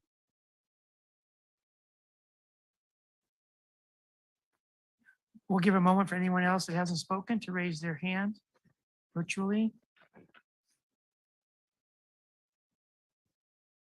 All right, we'll close public comment. Denise, as far as the slideshow, how do the public find it? Matt and Lane, do you want to address that as far as website and all that stuff? Attached to the packet, the agenda packet. So how does the public get the agenda packet? It's on the On website. the city's website, yeah. Okay. So Denise, everyone just goes to the city website and goes to the city council meeting Agenda agendas center. and packets. Okay. That's it for questions. So I think Joby's not on this list. So I don't know, I guess I'd amend my motion to have Joby be number 2 and everything else bump down 1. And what do we call it? What's the title? I would quickly point out Joby has been on the list. However, it's recently marked as completed because we got the FAA approval for that specific item. But we don't have anything that's kind of broad, like support Joby globally. So it's taking a lot of staff That's kind of a time. daily effort. Yeah, so what would the title be? Kind of like our groundwater protection. That's an ongoing thing. And I think it's maybe just support of the growth and expansion of Joby Aviation at the airport. Is everyone okay putting that number 2? Isn't it true that we're expecting a decision on the manufacturing plant? I mean, imminently? I think that's been pushed to the end of the month. Okay. Which is still very soon, so end of June. So I'm just wondering how that decision impacts the council's willingness to move forward. I mean, yes, I think it's absolutely important, and it's going to be important whether they decide to build here or not, but number 2, number 200, yeah, it should be on the list. Yeah, well, 200 would probably not be a very good message. But where on the list should it go? I think it should be number 2. It's not just about the manufacturing plant facility, because we've also considered other facilities at the airport accommodating to Joby. It's also been supporting state incentives, and those kinds of things may come back again. So I think it could go in many different directions. So I think the broader that we keep it, and it's not going to stay static. I know that. There's so much happening with it as a company. So I would say we should put it high priority. We can't even predict what the next issue will come before us. Does it seem strange to put it higher than protecting our city's groundwater? Well, I had put that pretty low because I just assumed that we're going to be paying for attorney fees. Well, you can make the same assumption about Joby, right? Yeah, but there's some specific things. Okay. I just want to throw it out there. I said number 2, but I'm happy wherever you two want to put it. Somewhere between 2 and 200. I think the council's going to rank these items anyway, so I think, yeah, just put it on the list. 2 is fine, and then, as it gets ranked, council as a whole is going to decide the priorities. So that's the only change we'll make in terms of the rank order categories, Matt, is to add Joby in there along with 2. But otherwise, because we didn't rank it. We're Because ranking it it wasn't, now yeah, right. initially. And then Matt, you can come up with a good description so people know what that is, the details behind the title. Yeah, because it's a little bit ambiguous. I don't think we've really given staff a lot of direction about, I mean, what does that mean? Do we hire someone to be a Joby full-time? Does it just mean we put something on our website that says we're supportive? I mean, maybe staff can come back and give council a recommendation on what that might mean. Yeah, I think we can come up with some language. The whole thing about GLB aviation is the importance to our economy, not only from the creation of jobs, but the creation of tax revenue, both for the general fund and the airport fund. So we can definitely come up with some language. If Joby builds their plant here, we'll be able to afford to add those projects to our consolidated project list, the 30 or 40 that Lane was talking about. That's right. 600 item list. That list is gonna keep on growing. Okay, any final comments or input before we go to a vote? Kathy, are you okay? Your light's on, probably from something earlier. Okay, well, before we vote, I just want to say thank you to the staff here, the directors here. It's a lot of information in these packets, even though it was March 30th and I didn't know that. But thank you very much for being here tonight and for what you're going to do the next several weeks before we finish in July. All right, we have a roll call vote, please, or just a vote? Sorry. Not a vote. Oh, that's my job. All in favor, please say aye. Aye. Aye. All opposed, please say no. So that motion passed unanimously with the 3 of us. And thank you again, everyone, for being here. And we are adjourned.